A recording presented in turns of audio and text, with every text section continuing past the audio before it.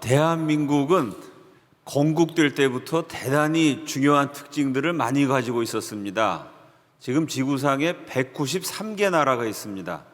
그 나라 가운데 건국의 중요한 순간에 지도자들이 다 같이 모여서 기도하고 세운 나라 몇 개가 있을까요? 미국이나 영국이 기독교 문명권의 국가입니다. 독일과 프랑스도 기독교인들이 주도해서 나라를 세웠습니다. 그런데 그 나라 지도자들이 집에서는 열심히 기도했고요. 교회에서는 당연히 기도했겠죠. 그러나 정치가들이 모이면 정치를 합니다. 권력 투쟁을 하고 법을 정하고 노선을 놓고 격렬한 논쟁을 벌이기도 하죠. 모여서 회의했다는 기록은 많은데 그 나라 건국 지도자들이 다 같이 모여서 기도하면서 건국 작업을 진행했다는 역사적 증거는 없습니다. 건국 지도자들이 다 같이 모여서 그것도 목사님을 정식으로 모셔서 다 함께 기도하면서 세운 단 한 개 나라 대한민국입니다. 기도해서 세운 나라다. 또 이게 특이하고요. 어떻게 나라를 세울 때부터 분단이 됐습니다. 지금까지 분단이 이어지고 있죠. 분단 국가다. 이것도 특이한 점입니다. 또 하나가 5,000년 동안 우리나라에는요 등분이라는 게 있었어요.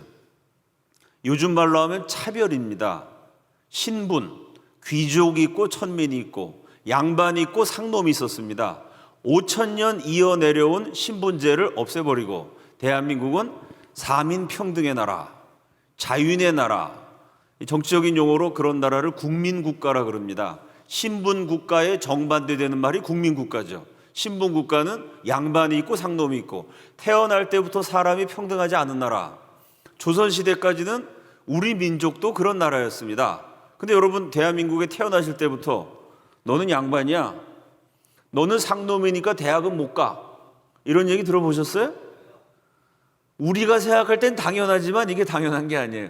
5,000년 동안 신분국가였던 나라가 대한민국은 신분의 차별을 없애버린 국민국가로 건국이 됩니다. 자, 국민국가 탄생의 이야기를 함께 나누고 싶습니다. 우리 PPT. 예, 감사합니다. 자, 조선시대 양반들은 갓을 쓰고 다녔습니다. 근데 양반들이 일생에 딱 한 번 패랭이를 쓸 때가 있습니다. 요 갓과 패랭이. 텔레비전에서 사극 보면은 이런 모자 쓴 사람들 나오죠? 쉽게 아실 수 있죠? 요 갓은 말꼬리에 달려있는 말총으로 만든 거고요. 패랭이는 버드나무 같은 거를 깎아가지고 그걸 휘게 해서 만든 그 일종의 모자입니다. 근데 양반이 언제 패랭이를 쓰냐면 아버지 어머니 돌아가셨을 때, 부모님 살아생전에 제대로 모시지 못한 죄인입니다. 부모님 돌아가시면 자식들이 참 부모님한테 잘못한 게 생각이 많이 나죠. 내가 불효자입니다, 죄인입니다 라고 참회하는 뜻으로 양반은 일생에 한 번 패랭이를 써요. 그런데 조선의 신분제에서 제일 밑바닥 계층이 백정입니다. 백정 그러면 소, 돼지를 잡는 도살업자 뿐만 아니고요, 백정은 굉장히 많았습니다. 사냥꾼, 뱃사공, 버드나무 갖고 여러 가지 광주리 같은 물건 만드는 수공업자들, 기술자들, 또 제인과 광대, 요즘 말로 하면 영화배우, 탤런트, 가수, 이런 연예인들. 수도 서울에서는 백정을 포함한 천민이 전체 인구의 70%였습니다. 서울은 30%의 양반, 70%의 백정과 천민. 조선 전체를 보면요, 시대마다 조금 다르게 하지만 조선 전기에는 한 40%, 후기에 가면 조금 그 천민 숫자가 줄어들고 양반이 많아지는데 조선 전체적으로 보면 최소한 전 국민 가운데 30%, 3분의 1은 사람 대접 못 받는 천민, 중에서도 천한 백정이었습니다. 아까 보여드린 그림 가운데 백정은 태어나서 죽을 때까지 패랭이를 써요. 그건 무슨 뜻일까요? 양반은 부모님 돌아가신 장례식 때만 내가 죄인입니다 라는 뜻으로 일생에 한 번 쓰는데, 백정은 태어날 때부터 죽을 때까지 패랭이를 쓴다는 얘기는 백정은 날 때부터 죽을 때까지 죄인이라는 겁니다. 저거는 하늘에 형벌을 받은 저주받은 족속, 온갖 차별을 다당합니다. 조선왕조실록에 보면 순조 임금 9년 요즘 쓰는 연도로 말하면 1809년 개성에 사는 백정이 장가를 가게 됐습니다. 결혼신라는 신랑이나 신부나 특별하게 치장을 하죠. 그래서 백정 신랑이 장가 가면서 자기가 친했던 양반한테 부탁을 해요. 내가 일생에 한 번 결혼하는데 딱 한 번만 갓을 써보고 싶습니다. 그게 마음씨 착한 양반이 자기 집 일을 열심히 도와주는 그 백정이었기 때문에 그건 뭐 하루인데 쓰라고 매일매일 쓰고 다니는 갓, 집에도 여러 개가 있습니다. 그거를 딱 하루 백정 신랑한테 빌려줬어요. 그 백정 신랑이 결혼하는 날은 양반처럼 백정이 갓을 딱 쓰고 장가를 갔는데 하필이면 지나가던 양반이 그걸 봤어요. 저 천하디 천한 백정놈이 감히 갓을 썼다. 개성에 있는 양반들이 열받아가지고 폭동이 일어납니다. 백정들의 집이 200채가 불태워져요. 저 백정 신랑은 두들겨 맞아서 그 자리에서 불구자가 됩니다. 이게 신분국가라는 거예요. 신분이라는 게 이렇게 무서워요. 양반은 어렸을 때부터 죽을 때까지 쓰는 게 갓인데 결혼하는 날 그걸 딱 한 번 썼다는 이유로 젊은 신랑이 불구자가 되고요. 백정들의 집이 무려 200채가 불태워집니다. 이렇게 유교 조선은 사람을 차별하는 나라였어요. 자, 그 다음 장면이요. 제이콥 로버트 무스 선교사님 1900년에 조선에 오셔서 강원도 지역에서 복음을 증거하고 강원도에 최초로 교회를 세우신 분입니다. 강원도 복음화의 아버지. 이분이 조선에서 겪었던 일을 쓴 책이 1900 조선에 살다. 미국 선교사의 눈에 비친 구한말의 풍경이 아주 흥미진진하게 펼쳐지는 책입니다. 그런데 이 책에 보면은 선교사님 뭐라 그러냐면요. 조선 사람들 진짜 이상하다. 딸을 낳으면 얼마나 이뻐요. 딸들이 재롱 부리면 아빠들이 그게 홀딱 빠져가지고 딸바보라는 용어도 있지 않습니까? 그 예쁜 딸을 낳아놓고 조선 사람들이 그 딸의 이름을 이상하게 짓는다는 거예요. 영어로 뭐라고 썼냐면 sorrowful, sorrow는 슬픔, 슬픔에 가득 찼다. 그대로 번역하면 슬픔인데요. 그 당시 조선의 여자, 딸을 낳았을 때 지어준 제일 흔한 이름이었습니다. 영어로 sorrowful이라고 그랬는데 한국말로 그게 뭐였을까요? 섭섭입니다. 아마 여기 인생의 연륜이 깊으신 분들은 어렸을 때 그런 비슷한 이름 들어보신 분들이 있을 겁니다. 옛날에 이게 흔했어요. 섭섭이. 왜? 애를 낳았을 때 누구나 아들을 바랬거든요. 뭐 하나 달고 태어나야 되는데 그냥 태어났어. 아들이 아니라 딸이 태어나서 섭섭이라는 겁니다. 양반과 상놈을 차별했고 남자와 여자를 차별했습니다. 자, 제이콥 무스 선교사님이 이렇게 썼어요. 종종 sorrowful의 의미를 갖는 섭섭이로 부르기로 해서 자기 이름이 불릴 때마다 그 어린 딸은 자신이 가족에게 슬픔을 가져왔다고 되새길 수도 있을 것이다. 부모들은 딸들을 영원한 가족 구성원이라고 생각하지 않는다. 어린 아내들은 문자 그대로 시댁에 끌려간 노예들이다. 방앗간에서 식량을 준비하고 그 집안에 노비가 있었더라면 노비에게나 맡겼을 온갖 종류의 집안일을 다 맡게 된다. 여인은 단지 소녀의 연장이나 완성품에 불과하다. 여자로 태어났다는 것 외에 다른 이유 없이 이 불행한 존재들에게 가해진 멸시가 여인으로 성장한 후에도 항상 따라다닌다. 지금은 여자들이 대통령도 하고 장관도 하고 국회의원도 하는 시절입니다. 대학 총장도 하고 사관학교 가보면 여학생들이 수석 졸업도 해요. 이 평등한 대한민국에서는 잘 상상하기 어렵지만 여기 연세가 있으신 분들은 어렸을 때 남녀 차별당한 경험들이 많이들 있을 겁니다. 조선시대에 이거 여자라는 건 사람 대접 못 받는, 그냥 남자가 어떻게 해주든지 그냥 따라가야 되는 아주 차별당하는 존재였습니다. 자, 이승만이라는 청년이 한성 감옥에서 예수를 믿게 돼요. 그리고 이 조선이 왜 이렇게 약해졌나 고민의 고민을 거듭해 봤더니 하나님은 모든 인간을 평등하게 지으셨습니다. 그래서 이승만이 감옥에서 쓴 글에는 동등자녀 이런 단어가 수십 번 수백 번 나와요. 모든 사람은 양반이고 상놈이고 왕이고 거지고 할 것 없이 하나님 앞에 동등한 자녀로 창조됐다는 겁니다. 예수를 믿으면 하나님의 동등한 자녀가 된다는 거예요. 이렇게 하나님은 모든 사람을 동등 자녀로 만드셨는데 사람들이 양반 상놈 제도를 만들어서 차별을 하고 남자 여자 등급을 나누어서 차별하고 그러니 나라가 망할 수밖에 없다. 독립정신이란 책에 이렇게 썼어요.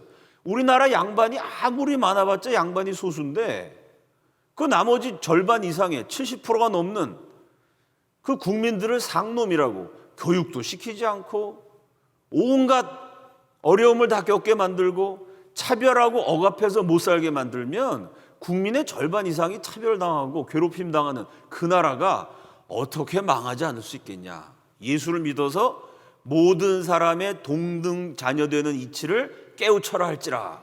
감옥에서부터 그런 글을 많이 썼어요. 나라의 첫째가는 폐단, 우리나라의 첫째가는 폐단이 뭐냐? 양반 상놈 남자 여자 차별하는 것이다.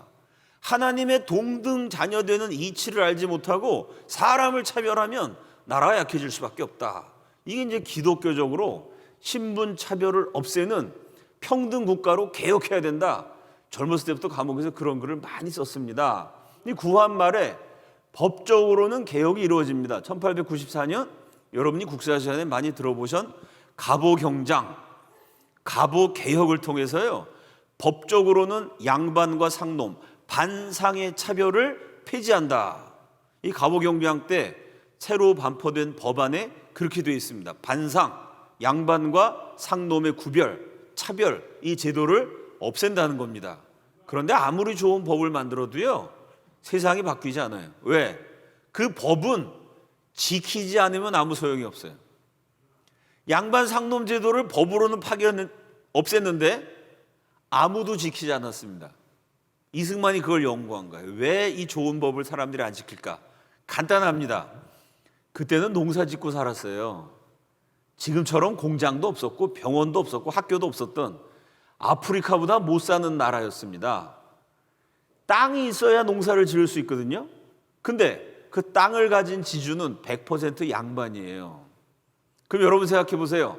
상놈은 양반의 땅을 빌려서 농사 짓고 1년 동안 농사 지어서 거둔 수확의 절반 이상을 양반한테 바치는 소장농입니다. 여러분 생각해 보세요. 자, 상놈, 소장농이 양반 지주한테 가서 이렇게 얘기해요. 법대로 합시다. 법에 의하면 양반 상놈 차별 없애졌으니까 오늘부터 내가 말을 편하게 하겠습니다. 그럼 양반이 한 방에 보낼 수 있어요. 뭐라고 말하면 되지? 그래, 너 법대로 해. 대신 내 땅에서 농사 짓지 마. 이러면 그날부터 그 상놈은 굶어 죽어야 돼요. 땅이 있어야 농사를 짓지 않습니까? 법으로 아무리 양반 상놈 제도가 없어졌다 그래도요, 상놈이 양반한테 땅을 빌리지 않으면 먹고 살 수 있는 길이 없어요. 그러면 먹고 살기 위해서 양반한테 굽신거릴 수밖에 없습니다. 그래서 이승만이 젊어서부터 그 생각을 했어요.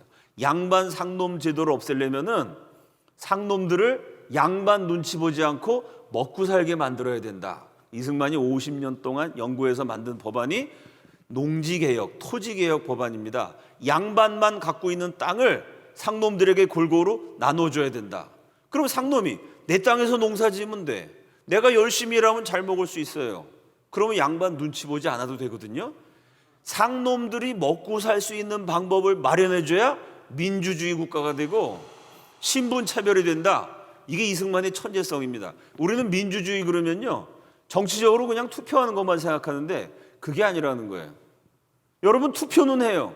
근데 먹고 살기 없어서 굶어 죽어요. 오늘 아침에 제가 자유인의 자유라는 나라라는 말씀을 드렸는데 민주주의 국가에는 자유가 있어요. 그런데 자유는 있는데 돈이 없어서 그 자유로 굶어 죽는다면, 굶주리는 자유, 전 국민이 영양실조 걸리는 자유, 그게 진정한 민주주의 국가입니까? 이승만은 아니라고 본 거예요. 일단 먹고 사는 문제를 해결해야 민주주의 국가다. 최근에 우리나라 대통령들이 민주주의 얼마나 얘기를 많이 해요. 그렇게 민주주의를 자꾸 외치는데 경제가 점점 좋아지나요? 경제가 발전합니까? 여러분, 우리나라가 민주주의는 계속 민주주의만 발전하고 경제는 망가져갖고 젊은 사람들 취직도 없고, 이게 과연 민주주의일까요? 먹고 사는 문제가 해결 안 되면 민주주의도 안 된다. 이 나라 건국 대통령이 그런 생각을 가집니다. 그래서 땅을 나눠주려고 그랬더니 양반들이 격렬하게 반대해요. 여러분, 그 당시 국회의원들은 양반 출신일까요? 상놈 출신일까요? 100% 양반 출신입니다. 상놈이 어떻게 국회의원 됐겠어요? 그러니까 100% 양반들이 모인 국회에서 이승만 대통령이 상놈들한테 땅을 나눠준다 그랬더니 결사적으로 저항합니다. 그래서 이승만이 독재를 한 거예요. 국회를 존중해야 되는데 양반들이 모여서 법을 만들어도 양반한테 편한 법만 만들어요. 있는 사람들을 위한 법을 만듭니다. 지구상에 지금 그런 나라 많아요. 필리핀, 파키스탄, 우리 대한민국보다 5배, 10배 잘 살던 나라. 지금 그 나라 가보면 비참해요. 왜 그러냐면 그 나라들은요, 조선시대에 비유하면 양반 지주들이 국회를 장악해서요, 필리핀, 파키스탄 나라 세울 때 만든 법을 보면 어떤 법이 있느냐? 땅을 가진 지주는 세금 면제. 땅을 가진 양반은 세금을 안 내요. 땅이 없는 소장농은 세금을 내요. 그러니 나라가 가난해지죠.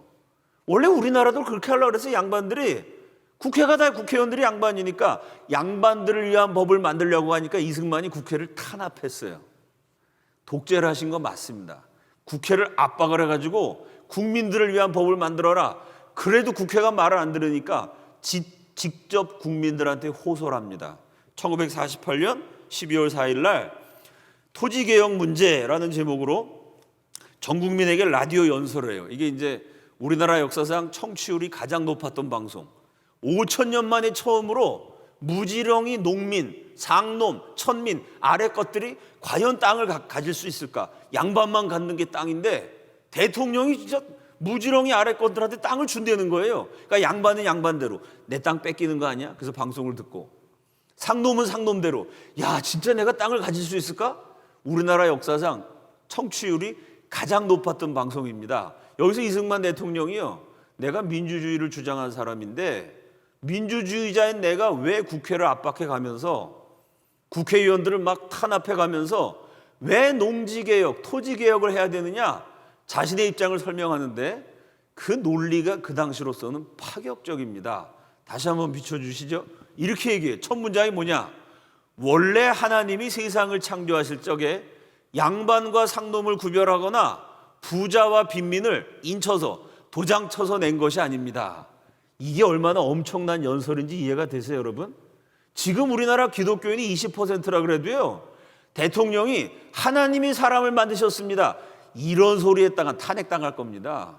이승만 대통령이 연설할 때요, 남한의 기독교인이 1%예요. 99%가 예수 안 믿는 사람인데 대통령이 딱 나와서 뭐라 하냐면 하나님 얘기를 해요. 기독교 신앙을 당당하게 얘기해요. 왜 농지개혁해야 되느냐? 그게 하나님의 뜻이기 때문이다. 내 정치적인 이익을 위해서 하는 게 아니다. 하나님이 사람을 만드셨는데, 하나님이 인간을 창조하시면서 너는 양반으로 편하게 살아라, 너는 상놈으로 죽도록 고생해라. 하나님은 인간 차별하시는 분이 아니다. 하나님이 양반과 상놈을 구별한 게 아니고 부자와 빈민, 너는 평생 잘 먹고 잘 사는 부자로 살아라, 너는 평생 밥 세 끼 못 먹고 영양실조에 시달리다가 죽어라. 하나님이 그렇게 사람을 도장 딱 찍어서 운명을 정해서 내보내신 분이 아니라는 얘기입니다. 그러니까 양반 상놈 제도는 이거 하나님 뜻이 아니다. 이건 죄악이다. 그런데 왜 양반 상놈이 만들어졌느냐? 그 뒷부분에 그 얘기를 설명해. 역사적으로 인간들이 잘못된 제도를 만들었다. 하나님 뜻과 상관없이 인간들이 정치하면서 정치하는 힘 있는 사람들이 자기들끼리만 잘 먹으려고 양반 행세를 하고 국민을 차별해서 결론이 뭐냐? 부자는 대대로 부자고 양반은 대대로 양반으로 지냈으니, 여러분 양반 한 사람 있으면요, 밑에 딸린 상놈이 50명이라고 생각해 봅시다. 이 상놈 50명이 1년 동안 뼈빠지기 일해서 번 돈의 50%에서 70%를 양반한테 바쳐요. 그럼 여러분이 열심히 직장에서 일해서 번 돈의 절반을 갖다 바쳐야 되면 나머지 절반으로 밥 세 끼 먹기 어려워지지 않겠어요? 양반 입장에서는 나는 가만히 있어도 내 밑에 있는 상놈 50명이 일한 거 절반을 내가 가져. 25명의 연봉을 그냥 가지니까 손 하나 까딱 안 해도 부자로 살 수가 있습니다. 이건 하나님 뜻이 아니라는 거예요. 이건 잘못된 것이다. 부자는 대대로 부자요 양반은 대대로 양반으로 지냈으니 이와 같이 불공평하고 부조리한 일은 다시 없을 것입니다. 이건 하나님의 뜻이 아니고 사람을 차별하는 건 불공평하고 부조리한 잘못된 제도라는 겁니다. 이걸 없애기 위해서 내가 독재를 한 거다. 뭐 이런 얘기를 하는 거죠. 그 다음 장면이요. 지금 우리가 주장하는 민주정체, 민주주의란 건 뭐냐? 단순히 투표만 하는 게 민주주의가 아니라는 거예요. 반상, 양반과 상민, 귀천, 귀족과 천민이라는 등분, 차별이 다 없고 모든 인민, 모든 국민이 평등 자유로 천연한 복리를 다 같이 누리게 하는 것입니다. 진정한 민주주의는 모두가 차별 없이 먹고 살 수 있어야 된다는 거예요. 이 주장을 세우기 위해서 그 근본적 병통을 먼저 교정하여야만 모든 폐단이 차서로 바로잡힐 것이므로 토지개혁법이 유일한 근본적 해결책이라는 것입니다. 민주주의 국가가 되려면 국민들 밥 세끼는 일단 해결해 줘야 된다. 밥 세끼를 해결하려면 땅을 나누어줘야 농사를 지을 수 있다. 그러니 민주주의를 위한 근본적인 개혁, 그게 토지개혁이다. 그리고 이것은 하나님의 뜻이다. 이런 논리로 대통령이 국민을 설득했더니 국민들이 열광을 해요. 결국은 국민들의 힘을 가지고 국회를 압박해서 인류 역사상 가장 성공적인 토지개혁을 성공시키게 됩니다. 그 다음 장면이요. 이래서 전 국민한테 땅을 골고루 나눠줬어요. 2006년에 월드뱅크, 세계은행에서 지나간 20세기 100년 동안 어떤 나라는 경제가 막 성장하고 어떤 나라는 경제가 성장하지 않아요. 그럼 어떤 나라가 경제가 성장하느냐? 토지를 국민들한테 골고루 나눠줘서 당신이 농사 지어서 거둔 것은 당신이 가지시오. 그러면 내 땅에서 거둔 걸 내가 가질 수 있으니까 열심히 일해요. 그럼 전 국민한테 땅을 다 나눠줘서 전 국민이 다 열심히 일하면 경제가 발전합니다. 토지 개혁을 잘한 나라는 경제가 발전한다. 양반이 땅을 다 갖고 있으면요, 상놈은 아무리 열심히 일해도 양반이 다 뺏어가요. 그러면 국민 대부분 상놈이 일을 안 합니다. 그러면 양반은 잘 살지 몰라도 국가는 경제가 무너지겠죠. 토지 개혁을 잘하면 경제가 발전하고 토지 개혁 안 하면 경제가 무너지는데 토지 개혁 제일 잘한 나라가 대한민국이다. 이게 월드뱅크의 평가고요.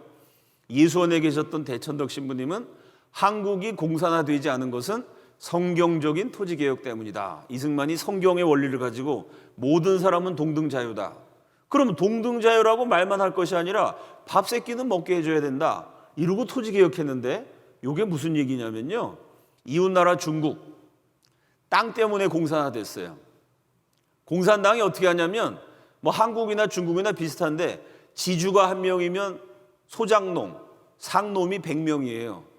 그럼 100명의 소장농을 딱 모아놓고요, 지주를 불러다가 인민재판합니다. 총으로 쏴 죽여요. 그리고 그 지주가 갖고 있었던 땅을 소장농들에게 골고루 상놈들한테 나눠줘요. 그걸 중국 공산당이 했습니다. 그러면 상놈들이 열광을 하죠. 왜? 남의 땅에서 노예로 살다가 내 땅을 가진 주인이 됐거든요. 그 땅을 나눠준 공산당을 중국이나 뭐 동유럽이나 농민들이 열렬하게 지지해요. 그래서 처음에 땅을 나눠준 척 해갖고 농민들의 지지를 받아 공산 정권을 세웁니다. 그 다음에 어떻게 하죠? 나눠준 땅을 도로 다 뺏어요. 협동농장 체제를 만듭니다. 북한도 중국도 동유럽도 똑같이 했어요. 그래서 공산주의자들이 땅을 줬다가 나중에 뺏었는데 어쨌든 준다고 선전을 막 하니까 농민들이 열광했거든요. 6.25 때 북한군이 쳐내려와가지고 대한민국 국민들에게 땅을 나눠준다고 선전을 막 했어요. 그때 농민들이 공산당 쪽으로 넘어갔으면 우리나라가 공산화됐을 텐데 농민들이 넘어가지 않았어요. 왜? 6.25 전쟁 이전에 이미 이승만 대통령이 전 국민한테 땅을 골고루 다 나눠줬습니다. 그러니까 이승만 대통령이 나눠준 땅을 농사를 지으면서 봤는데 공산당이 땅을 나눠준다 그러면서 세금으로 엄청 걷어갔어요. 야, 이승만의 토지개혁이 김일성의 토지개혁보다 훨씬 낫다. 그 당시 우리나라 농민들이요, 10명 가운데 9명은 글자도 못 읽습니다. 공산주의가 뭐고 자본주의가 뭔지 몰라요. 몸으로 겪어봤더니 이승만은 진짜 땅을 줬는데 공산주의는 땅 준다 그러면서 세금 뜯어가니까 대한민국 편에 서야겠다. 농민들이, 국민의 대부분이었던 농민이 김일성이 아니라 이승만 쪽에 섬으로써 6.25 때 우리가 다 죽을 뻔했다가 결국은 다시 38선까지 휴전선까지 밀어 올릴 수가 있었던 것입니다. 첫째, 양반 상놈 제도를 없애려면 땅을 줘야 된다. 양반만 갖고 있는 땅을 전 국민이 골고루 나눠 갖게 해야 된다. 두 번째, 이승만의 개혁은요, 양반만 갖고 있는 거 뭐였을까요? 글자고 교육입니다. 양반만 글자를 읽을 수 있었어요. 상놈들은 아예 교육을 안 시켰습니다. 그러니 사람이 주인이 되고 뭔가 영향력 있는 지도자가 되려면 최소한 글자는 읽을 수 있어야죠. 문맹자가 나라에 중요한 역할을 한다는 것은 대단히 참 불가능에 가까운 일이죠. 그래서 이승만 대통령이 양반 상놈 제도를 없애려면 첫째, 양반만 갖고 있는 땅, 둘째, 양반만 받고 있는 교육을 전 국민이 다 받게 해야 된다. 독립운동할 때부터 이런 생각 가지고 독립운동합니다. 그 다음 장면이요. 이 사진이 5천 역사의 획을 그은 5천년 우리 역사의 아주 기념비적인 혁명적인 사건을 담은 사진이에요. 과장해서 말하면 이런 사진 한 장 찍는데 5천년 걸렸다고 말해도 틀리지 않습니다. 5천년 동안 이런 사진이 없었어요. 우리나라에는 이런 장면이 없었습니다. 여기서 뭐가 새로울까요? 이승만 박사가 하와이에서 독립운동하면서 학교를 세웠어요. 하와이 한인학원. 근데 이 학교가 왜 특이한 학교일까요? 가만히 보니까 학생들이 남자와 여자가 섞여 있죠. 5천년 우리 역사상 처음으로 남녀공학, 남자와 여자가 평등하게 같은 학교에서 같은 교실에서 같은 선생님한테 교육받는 학교를 1913년에 이승만이 하와이에서 세웁니다. 옛날에 남녀 7세 부동석이라 그랬습니다. 남자 여자가 7살이 되면요 같은 자리에 앉지 못해요. 이거는 7살 되면은 남자는 특히 남자 가운데서도 양반 남자는 서당에 가서 글자를 배워요. 여자는 들판에 가서 일을 합니다. 여자를 교육시키지 않았고 상놈도 교육시키지 않았어요. 그런데 이승만이 하와이에 독립운동하러 딱 가봤더니 희한한 일이 있어요. 독립운동의 본거지인 하와이를 샅샅이 살피기 위해서 하와이의 8개 주요한 섬을 45일 동안 샅샅이 한국 사람들이 어떻게 사는지 돌아다니면서 형편을 살피면서 여행을 했습니다. 가다 보니까요, 하와이는 지금도 세계적인 관광지, 그때도 굉장히 잘 사는 지역인데 여자 노숙자 애들이 있는 거예요. 아니, 하와이는 부자 지역인데 왜 어린 여자애들이 노숙자가 돼 있지? 애들이 생긴 걸 가만히 보니까 하와이가 미국의 영향을 받고 있었는데 백인 애도 아니고 하와이 원주민 애도 아니고 가만히 봤더니 생긴 게 조선 애처럼 생긴 거예요. 가서 말을 걸어 봤더니 진짜 조선 말을 하는 애도 있는데 대부분은 말을 못해요. 이게 어떻게 된 건가 따져봤더니요, 그 당시 가난한 조선에서 사탕수수밭 노동자로 배를 타고 하와이로 일하러 많이 갔어요.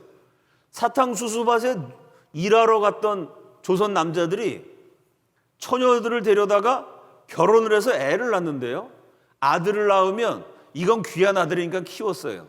딸을 낳으면 이거 쓸데없는 딸. 조선에서는 딸 낳으면은 그 평안도에서는 이런 속담이 생겼습니다. 산모가 딸을 낳으면 섭섭해서 울어요. 내가 10달 동안 배에 아기 안고 고생했는데 쓸데있는 아들 낳으려 그랬지, 이런 쓸데없는 딸 낳으려 그랬나? 산모가 딸 낳은 게 원통해갖고 울면은 이웃 사람들이 와갖고 위로를 해요. 뭐라고 위로하냐면 한 해 흉년 떼었다고 치시오. 흉년이 들면 먹을 게 없어서 굶어 죽어요. 그럼 한 해 흉년 어떻게 버티느냐? 딸을 술집에다가 팔아요. 노예로 팝니다. 딸이라는 건 파는 존재입니다. 딸 판 돈으로 한 해 흉년 때울 수 있으니까 딸 낳았다고 섭섭해하지 마시오. 이게 실제로 조선시대에 있었던 일이에요. 그 조선에서는 딸 낳으면 흉년 났을 때 술집에 팔면 돼요. 근데 하와이에서 딸을 낳아갖고는 이건 진짜 쓸데가 없어요. 팔 수도 없거든요. 그래서 그 딸들을 길거리에 버린 거예요. 이승만이 독립운동하고 봤더니 야, 이게 조선 어린애들이 나라도 망한 판에 하와이 그 머나먼 땅에 애가 태어나자마자 버렸으니까 애가 짐승처럼 자라가지고 조선말도 못해요.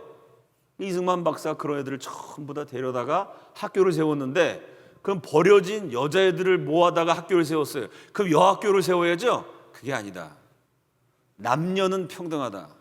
우리가 세우는 대한민국은 남자와 여자가 같은 교실에서 평등하게 공부하는, 남자도 꿈을 이루고 여자라고 차별당하지 않는 그런 나라를 만들어야 부강해진다. 그래서 아까 사진 보여드린 것처럼요, 남녀공학이라 그러면 5,000년 만에 처음, 원래 남자는 다 교육시켰으니까 원래 남학교는 당연한 거야. 학교는 다 남학교예요. 그럼 최초의 남녀공학이면 남자들이 많이 있는데 여자가 조금 끼어 있을 것 같은데, 아까 남녀공학 사진인데 사진 가만히 보면요, 여자가 훨씬 많아요. 대부분이 여자고 남자가 조금 끼어 있어요. 왜 그러냐?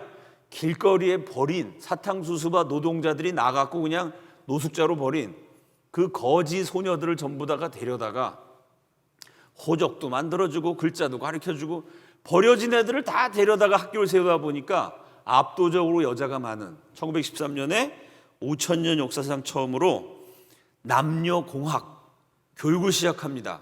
그리고 대통령이 된 다음에 우리나라가 해방됐을 때는요, 한 반에 한 60명 학생이 있으면, 그 당시 초등학교 선생님 기록을 보니까 서울, 그래도 서울은 좀 부자들이 많이 사니까 한 학급 60명 가운데 한 20명에서 15명이 점심을 싸갖고 왔대요. 나머지 40명은 굶는 거죠. 강릉 지역, 옥계 지역에 있는 그 초등학교 기록을 봤더니 60명 가운데 점심 도시락 싸오는 사람이 5명이었대요. 그러니까 55명은 그냥 수돗물 같은 거 먹으면서 점심을 때웠다는 거예요. 그렇게 가난한 나라였습니다. 밥 세 끼 먹는 국민이 전 국민 가운데 10%도 안 되는 아프리카보다 가난한 나라였는데요, 굶어 죽는 나라에서 이승만 대통령이 의무교육제도라는 걸 실시합니다. 모든 아이들이 초등학교 입학할 영역이 되면 의무적으로 학교를 다 가게 만든 거예요. 이것 때문에 전국에서 농민들이 데모를 했습니다. 왜 데모를 했을까요? 송충이는 솔잎을 먹고 살아야지. 지금 농사 짓느라고 일손이 바쁜 판인데 아들 녀석이 뭐라 그러냐면은 나는 농사 안 짓고 학교 가서 글자를 배운다는 거예요. 그 아버지가 기가 막히죠. 야, 농사꾼이 글자를 배워서 뭐하냐? 그리고 애를 학교에서 퇴학시키려고 그러는데 대통령이 대한민국 모든 국민은 초등학교 교육은 의무이자 권리이다. 앞으로 이 의무교육을 확대한다. 지금 고등학교까지 확대했죠.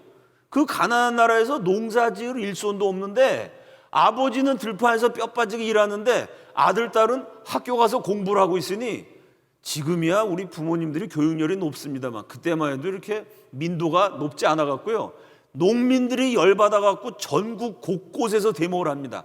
데모 기록이 수백 건이에요. 그걸 이승만 대통령이 다 눌러버렸어요. 왜 눌렀을까요? 당신 아들, 딸이기 전에 대한민국 국민이다. 대한민국 국민은 적어도 초등교육을 받을 권리를 가진다. 이게 혁명적인 사건입니다. 옛날에는요, 자식을 학교에 보낼지 안 보낼지는 아버지가 결정했습니다. 아무리 아이가 학교 가고 싶어도 아버지가 가지마 그러면 못 갔어요. 이승만 대통령이 그걸 뺏은 거예요. 당신 아들, 딸이라도 당신 마음대로 하는 게 아니라 최소한 초등학교는 보내서 글자를 배우게 만들어야지, 글자도 못 배우고 국민들이 다 무식하면 앞으로 이 나라 미래가 없다는 거예요. 그 국민들을 경찰력으로 다 눌러가면서 그걸 설득해가지고 전부 다 아이를 초등학교에다 집어넣습니다. 그 다음 장면이요, 이게 일제시대 때 우리나라 5,000년 역사상 글자를 읽을 줄 아는 사람은 대개 한 조선시대 끝날 때까지 10%가 안 돼요. 일제시대 때 글자 읽을 수 있는 인구가 많이 늘어난 게 5,000년 역사상 학교 교육을 받은 최고 많은 퍼센트가 14%예요. 우리나라 해방 당시 학교에 하루라도 가본 사람이 14%, 전 국민 가운데. 글자를 읽을 줄 아는 사람은 12%, 88%가 문맹이었어요. 이승만 대통령이 10년 동안 그냥 그 아프리카보다 가난한 나라가 먹을 것도 없는데 일단은 배워야 된다. 무조건 아이들을 학교에 집어넣어가지고요, 초등학교 입학하는 비율이 96%가 돼요. 14%에서 96%. 대한민국은 우리나라 5,000년 역사상 처음으로 전 국민이 글자를 읽을 수 있는 나라가 됐습니다. 여러분, 요즘에 초등학교 한 10살 되는 아이들 가운데 글자 못 읽는 아이 있습니까? 여러분 그런 아이 본 적 있어요? 지금은 그게 당연한 것 같죠? 당연한 게 아닙니다. 수많은 사람들이 반대하고 데모를 하고 근데 이승만 박사가 그걸 설득도 하고 어떨 때는 힘으로 눌러서 배워야 된다. 오늘날 지식강국 코리아의 기초를 놓게 됩니다. 그 다음 장면이요. 요건 뭐냐면요. 전 국민은 글자를 다 읽게 했어요. 나라가 발전하려면 글자를 읽는 국민들만 갖고 안 됩니다. 그 국민들을 이끌어가려면 지도자는 좀 보통 사람보다 교육을 많이 받아야 되지 않아요? 이 500명 미만이 뭐냐면요. 이승만 대통령이 집권하기 전 무려 50년 동안 조선 사람 가운데 외국에 유학 가서 학사, 박사가 아니고요. 석사도 아니고요. 학사, 중학교, 고등학교 졸업이 아니라 외국에서 대학 나온 사람 숫자가 500명이 안 돼요. 50년 동안. 전 국민의 88%는 글자를 못 읽고요. 외국 대학 졸업자가 500명이 안 되는, 무려 50년 동안 500명이니까 1년에 10명도 안 된다는 거예요. 이런 나라가 발전하기가 어렵거든요. 이승만 박사가 어떻게 했느냐. 50년 동안 500명 미만인데요. 이승만 대통령 집권 11년 동안 다른 나라 말고 미국에만 유학생을 무려 2만 명을 보냅니다. 이 2만 명이 세계 최고 나라 미국에서 미국의 모든 문물을 보고 돌아와서 대한민국 발전시키는, 박정희 시대 한국의 경제가 무섭게 성장하죠. 그 경제 성장의 견인차 역할을 하는 인재 2만 명을 이승만이 미국에 유학을 보내요. 그러면 지금도 미국 유학 가면은 돈이 많이 듭니다. 이 당시에는요, 이승만 대통령 때는 서울에서 집을 한 채 팔아도, 서울에 집 한 채 판 돈으로 미국 가면요, 한 달 생활비가 안 돼요. 한 2주일 지나면 돈이 다 없어집니다. 왜냐하면 한국과 미국의 경제력이요, 이게 몇만 배 차이가 났기 때문에 서울에서 집 팔아봤자 이건 미국 가갖고 생활비가 안 됩니다. 그렇게 가난한 나라에서 어떻게 2만 명을 유학을 보낼 수 있었을까요? 그게 이승만의 외교예요. 이승만 대통령이 40년 동안 미국에서 외교로 독립운동을 했죠. 그 독립운동하면서 틈틈이 미국의 유수의 대학을 끊임없이 방문했어요. 대표적인 게 하버드 대학, 세계 최고 명문인데, 하버드 대학이 왜 하버드 대학이냐면 그 대학을 세우신 분이 존 하버드 목사님이에요. 그 목사님이 젊어서 돌아가셨는데 평생 자기가 모았던 책하고 전 재산을 기부해서 그분의 이름을 따서 하버드 대학을 세웠고요. 원래는 신학교였습니다. 미국의 명문 대학들이 거의 목사를 길러내기 위해서 세운 신학교에서 출발을 해요. 기독교 정신으로 세운 학교들이 거의 세계적인 명문이 됩니다. 이승만 박사가 그런 데 갈 때마다 대학 총장들하고 대화를 해요. 이승만은 아시아, 황인종, 동양인 최초로 세계 최고 명문 프린스턴 대학교 국제법 박사였습니다. 세계 최고 명문 대학에서 아시아인으로는 최초로 국제법 박사가 됐기 때문에 미국의 웬만한 대학 총장도요, 이승만을 무시 못했어요. 만나자 그러면 만나줘요. 그럼 이승만이 만나서 이렇게 얘기합니다. 항상 당신네 대학의 설립 목적이 뭡니까? 물어봐요. 그럼 설립 목적이 뭐죠?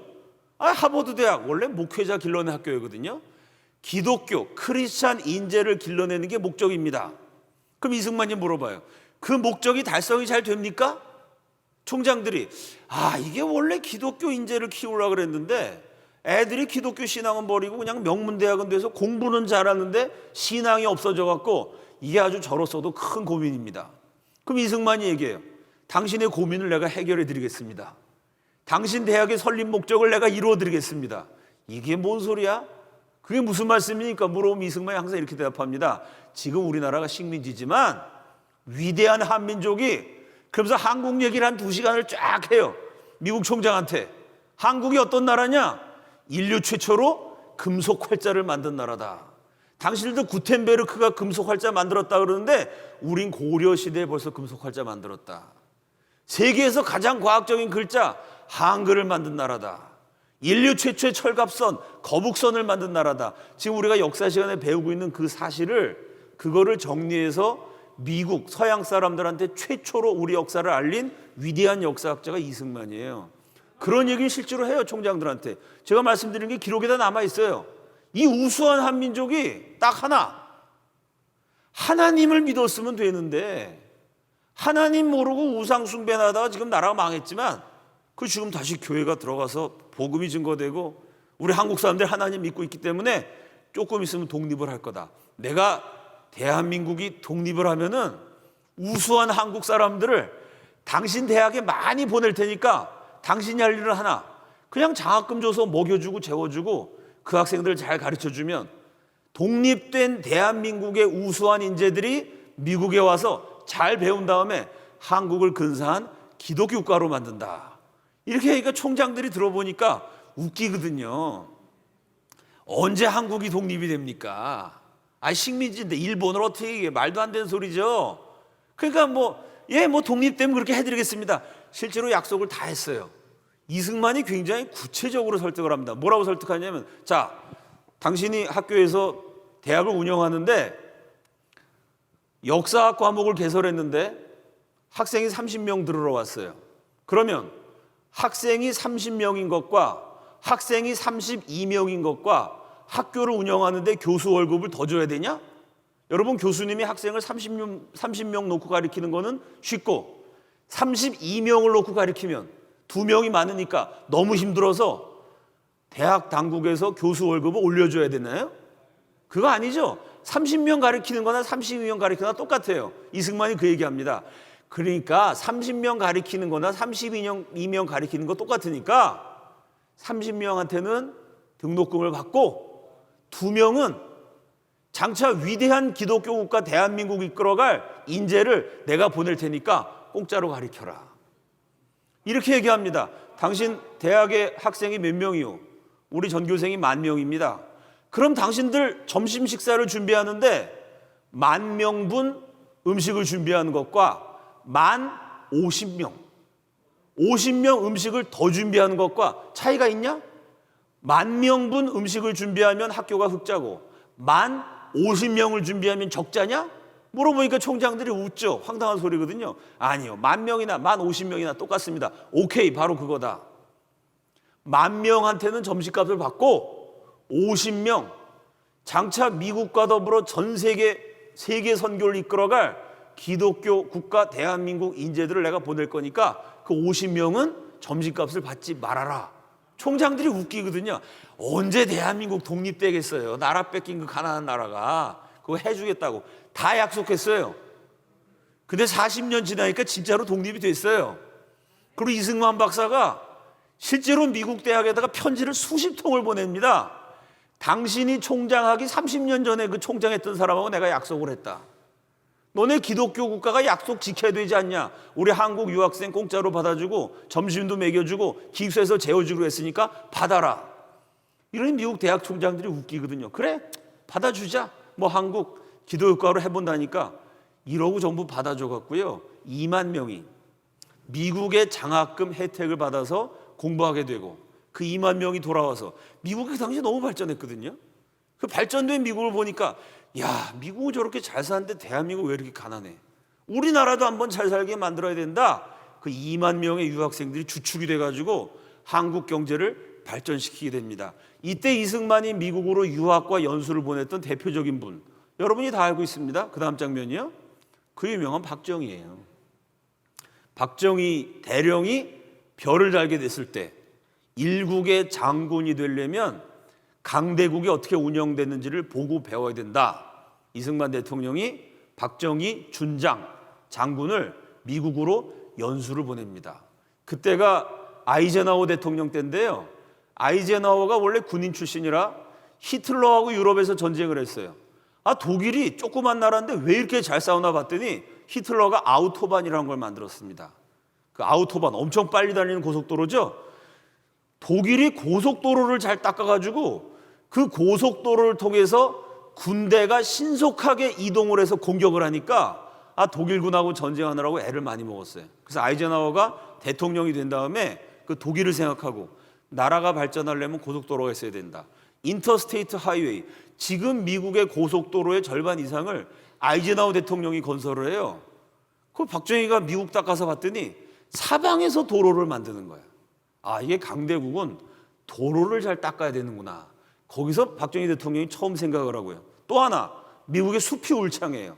나라가 잘 살려면 나무를 많이 심어야 되는구나. 그래서 결국 박정희 대통령이 된 다음에 전국에다가 나무를 심고 야당의 반대를 무릅쓰고 경부고속도로를 뚫어서 한국 경제 발전하게 되죠. 그 박정희의 통찰력은 이승만이 미국을 보내줘서 미국에서 최초로 얻게 됩니다. 자, 그 다음 장면이요. 한국의 목사님들이 인도에 봉사를 하러 갔는데요. 인도의 국민 대통령이라고 불리는 그 존경받는 대통령 압둘 깔람 대통령이 목사님들한테 이런 얘기를 했습니다. 인도에는 카스트 제도의 차별이 아직도 남아있는데 한국도 인도의 카스트 못지않은 양반 상놈 차별이 있었는데 어떻게 차별이 없어졌냐? 인도는 나라가 발전하려고 해도 이 신분 차별 때문에 안 된다는 거예요. 근데 한국은 어떻게 양반 상놈 제도를 다 없애느냐? 이 얘기를 인도 대통령도 하고 브라질 대통령도 하고 파키스탄 대통령도 하고 필리핀 대통령도 하고 태국의 수상도 하고 전 세계 수많은 나라가 이런 궁금증을 갖고 있어요. 그 나라들은 신분제 때문에 발전이 안 되거든요. 인도는요, 카스트라는 신분제도가 있어갖고 지금도 남아있어요. 3,000개의 카스트가 있습니다. 법으로는 없앴지만 뭐 법을 아무도 안 지키죠. 그 카스트, 제일 낮은 카스트, 불가촉 천민이라고 그래요. 언터처블. 손으로 만지기만 해도 부정을 탄다는 거예요. 인도의 시골에 가면 지금도 누가 불가촉 천민인지를 알 수 있어요. 불가촉 천민들은요, 목에다가 이 그릇 같은 걸 매달아 놨어요. 인도는 비포장도로가 많기 때문에 걷다 보면은 먼지가 나요. 먼지 때문에 사람들이 길에다가 침을 뱉게 되거든요. 먼지가 들어가 가래가 생겨갖고. 그런데 불가촉 천민, 이 가장 밑바닥 카스트가 땅에다가 침을 뱉으면 그 땅이 부정타요. 이게 힌두교입니다. 그럼 그 땅이 저주를 받아요. 만약 불가촉 천민이 땅에다가 침을 뱉으면 마을 사람들이 나와서 몽둥이로 때려 죽여요. 저놈이 저주를 불러왔다고. 그래서 어떻게 하냐면 그릇을 매달고 여기다가 침을 뱉어요. 엉덩이에 꼬리처럼 빗자루를 매갖고 다녀요. 왜? 불가촉 천민이 땅을 밟으면 그 땅이 더러워져요. 어떻게 하죠? 걸으면서 빗자루로 발자국을 쓸어야 돼요. 불가촉 천민들은 사람의 시체나 동물의 시체 같은 걸 치우는 아주 더러운 일, 배설물 처리하는 일, 시체와 배설물 처리하는 일을 하면요, 품삯으로 뭘 주냐면은 이 먹다가 버리는 음식물 찌꺼기, 식은 밥을 던져주는데요, 불가촉 천민한테 음식을 이렇게 줬다가 만지면, 터치가 되면 재수가 없어지거든요. 어떻게 하냐면 멀찍이 불가촉 천민 서 있으라 그러고요, 얼굴에다가 대고 음식물 쓰레기를 던져요. 그러면서 뭐라 그러느냐? 암치 이다게. 이게 인도 말로 우리 집의 모든 불행도 네가 다 가지고 가라. 이 카스트 제도가 아직도 남아 있어서 인도가 발전을 하려고 해도 너무 국민들을 차별하니까 밑에 있는 사람들은 열받아갖고 맨날 폭동을 일으키고 그러니까 나라가 발전을 못해요. 인도는 이렇게 신분 차별이 남아 있어서 되는 게 없는데 대한민국은 인도 못지않게 가난하고 인도 못지않은 양반 상놈 제도가 있었는데 어떻게 없어졌느냐? 어떻게 없어졌죠? 이승만 대통령의 두 가지. 첫째는 토지개혁, 둘째는 교육. 양반만 갖고 있는 땅을 전 국민한테 나눠주고 양반만 배울 수 있는 글자를 전 국민 다 배우겠어요. 결국은 전 국민을 양반으로 만든 것입니다. 그래서 이승만의 개혁 때문에요, 양반이라는 용어 자체가 달라져요. 옛날에는 양반, 이거 무서운 존재예요. 양반 앞에 가면 벌벌 떨어야 됩니다. 전 국민 가운데 양반은 10%에서 30%밖에 안 돼요. 지금은 양반이 무슨 단어죠? 무서운 단어입니까? 부부싸움 하다가도 이 양반이 왜 그래? 아무 때나 이 양반 저 양반, 아무 사람이나 양반이라고 불러요. 무슨 얘기입니까? 아무 사람이나 다 양반이 된 대한민국이 신분 차별을 극복한 위대한 국민국가로 건국되었다는 그 역사적 증거를 양반이라는 단어를 통해서도 확인할 수 있습니다. 그 다음 장면이요. 자, 링컨이 노예 해방한 것으로 유명해요. 그런데 미국의 역사가들은요, 저 미국 워싱턴에 가보면 링컨 기념관이 크게 있습니다. 미국인들이 가장 존경하는 링컨 대통령 커다란 앉아있는 동상이 있는데요, 그 위에 뭐라고 써 있느냐? 링컨은 노예를 해방한 위대한 지도자다라는 말이 없어요. 그건 미국 사람도 지금 인정 안 합니다. 링컨은 미국이 남과 북으로 나눠져서 분단될 뻔했는데 분단시키지 않고 유나이티드 스테이트를 유니온으로 단합된 형태로 유지했다. 국가의 분단을 막았다. 이게 링컨의 최고 업적이고 이것 때문에 미국 사람들이 존경하죠. 노예 해방은 사실 불완전하다는 걸 지금은 미국 사람들 대부분 인정해요. 왜 그러냐면 자, 링컨이 노예를 해방했어요. 근데 말로만 해방을 해서 투표권, 링컨이 노예 해방한 게 1863년이에요. 근데 100년이 지난 1963년에 미국 흑인 가운데 투표권을 가진 사람이 7%였습니다. 그러니까 링컨의 노예 해방이라는 게 얼마나 불완전한지를 확인할 수가 있어요. 노예를 해방했는데 투표권을 안 줬어요. 100년이 지나도록 7%밖에 투표권이 없었습니다. 두 번째는 교육. 흑인 노예들이 교육을 못 받아갔고요. 노예 시절로 있을 때보다 노예에서 해방된 다음에 더 범죄율이 높아져요. 더 가난하게 삽니다. 경제력, 노예들이 먹고 살도록 직장을 마련해 준 그런 정책은 링컨이 거기까지는 생각하지 못했어요. 그러니까 노예는 해방시켰는데 투표권도 없고 교육도 안 시키고 먹고 사는 방법도 마련하지 않아갔고요. 지금 미국 대도시 거주 흑인 20대 30대 젊은 흑인의 절반 정도가 감옥에 들어가 있습니다. 뉴스에 보면 심심하면 한 번씩 미국에서 흑인 폭동이 일어나죠. 흑인들이 막 차별당한다고 불태우고 집어던지고 난리가 나죠. 링컨이 1863년에 노예 해방했는데요. 150년, 160년이 지났는데도 흑인들에 대한 차별이 해결이 안 돼요. 왜? 투표권도 안 줬고 먹고 살 수 있는 방법도 없었고 교육 순조도 낮으니까 그 문제가 지금까지도 이어져서 흑인들이 먹고 살기 어렵고 교육도 못 받으니까 마약이나 팔고 폭동이나 일으키고 아주 비참하게 사는 사람이 많습니다. 그럼 그 링컨이 노예 해방했다고? 전 세계 어린애들이 위인전에서 배우잖아요. 링컨과 비교해보면 이승만은요, 투표권, 양반, 상놈, 남자, 여자 할 거 없이 100% 다 줬습니다. 1948년에 우리나라가 여자한테 투표권을 준 거는요, 유럽에 있는 스위스, 오스트리아보다 먼저 준 겁니다. 거의 영국하고 민주주의의 모국이라는 영국보다 여자들한테 투표권 준 게 한 17년 정도 늦어요. 나라를 세울 때부터, 건국할 때부터, 일제시대 때는 여자의 투표권을 줄 수가 없죠. 그건 일본에 속했으니까. 조선시대 없었고요. 나라를 세울 때부터 남녀노소 양반 상놈 할 거 없이 특히 여자한테도 투표권을 다 준 나라, 전 세계 유일하게 대한민국입니다. 이렇게 평등주의 국가로 탄생이 됐어요. 투표권을 줬고 상놈의 자식들도 전부 다 초등학교에 집어넣어가지고 교육을 다 받게 만들어서 상놈의 자식이 양반의 자식하고 당당하게 경쟁을 할 수 있도록 공부할 수 있는 기회를 줬어요. 땅을 전 국민한테 다 나눠줘 갖고요, 내가 열심히 일하면 먹고 살게 만들어줬어요. 이렇게 전 국민을 평등하게 인간 해방을 만들었던 지도자는 전 세계 어느 나라 역사에서도 찾아보기가 어렵습니다. 제가 이승만 대통령에 대해서 강의를 하면서 욕도 바가지로 먹었고 어떻게 목사가 독재자를 찬양하냐 이러고 뭐 그냥 죽인다 살린다 협박하시는 분도 많았고요.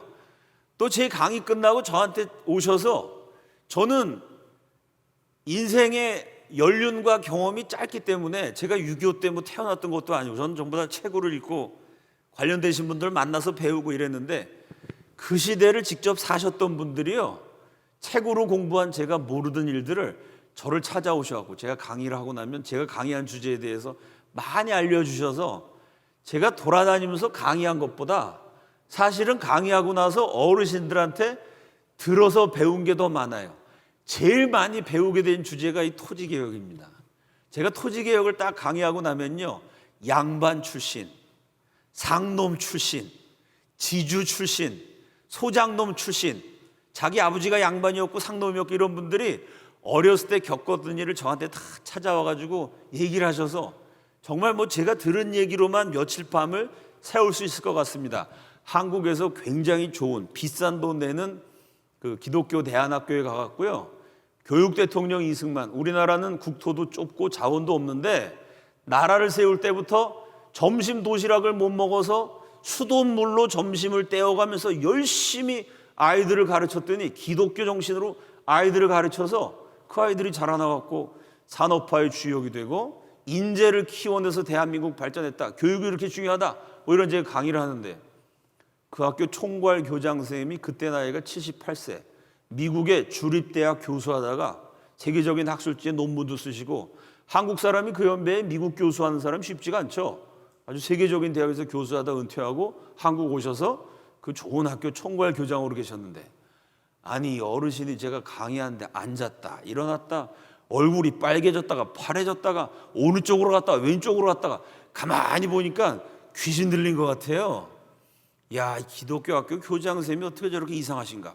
이분이 저쪽에서 하도 왔다 갔다 하시니까 제가 헷갈려가지고 강의하다가 이쪽을 보면서 강의를 했어요.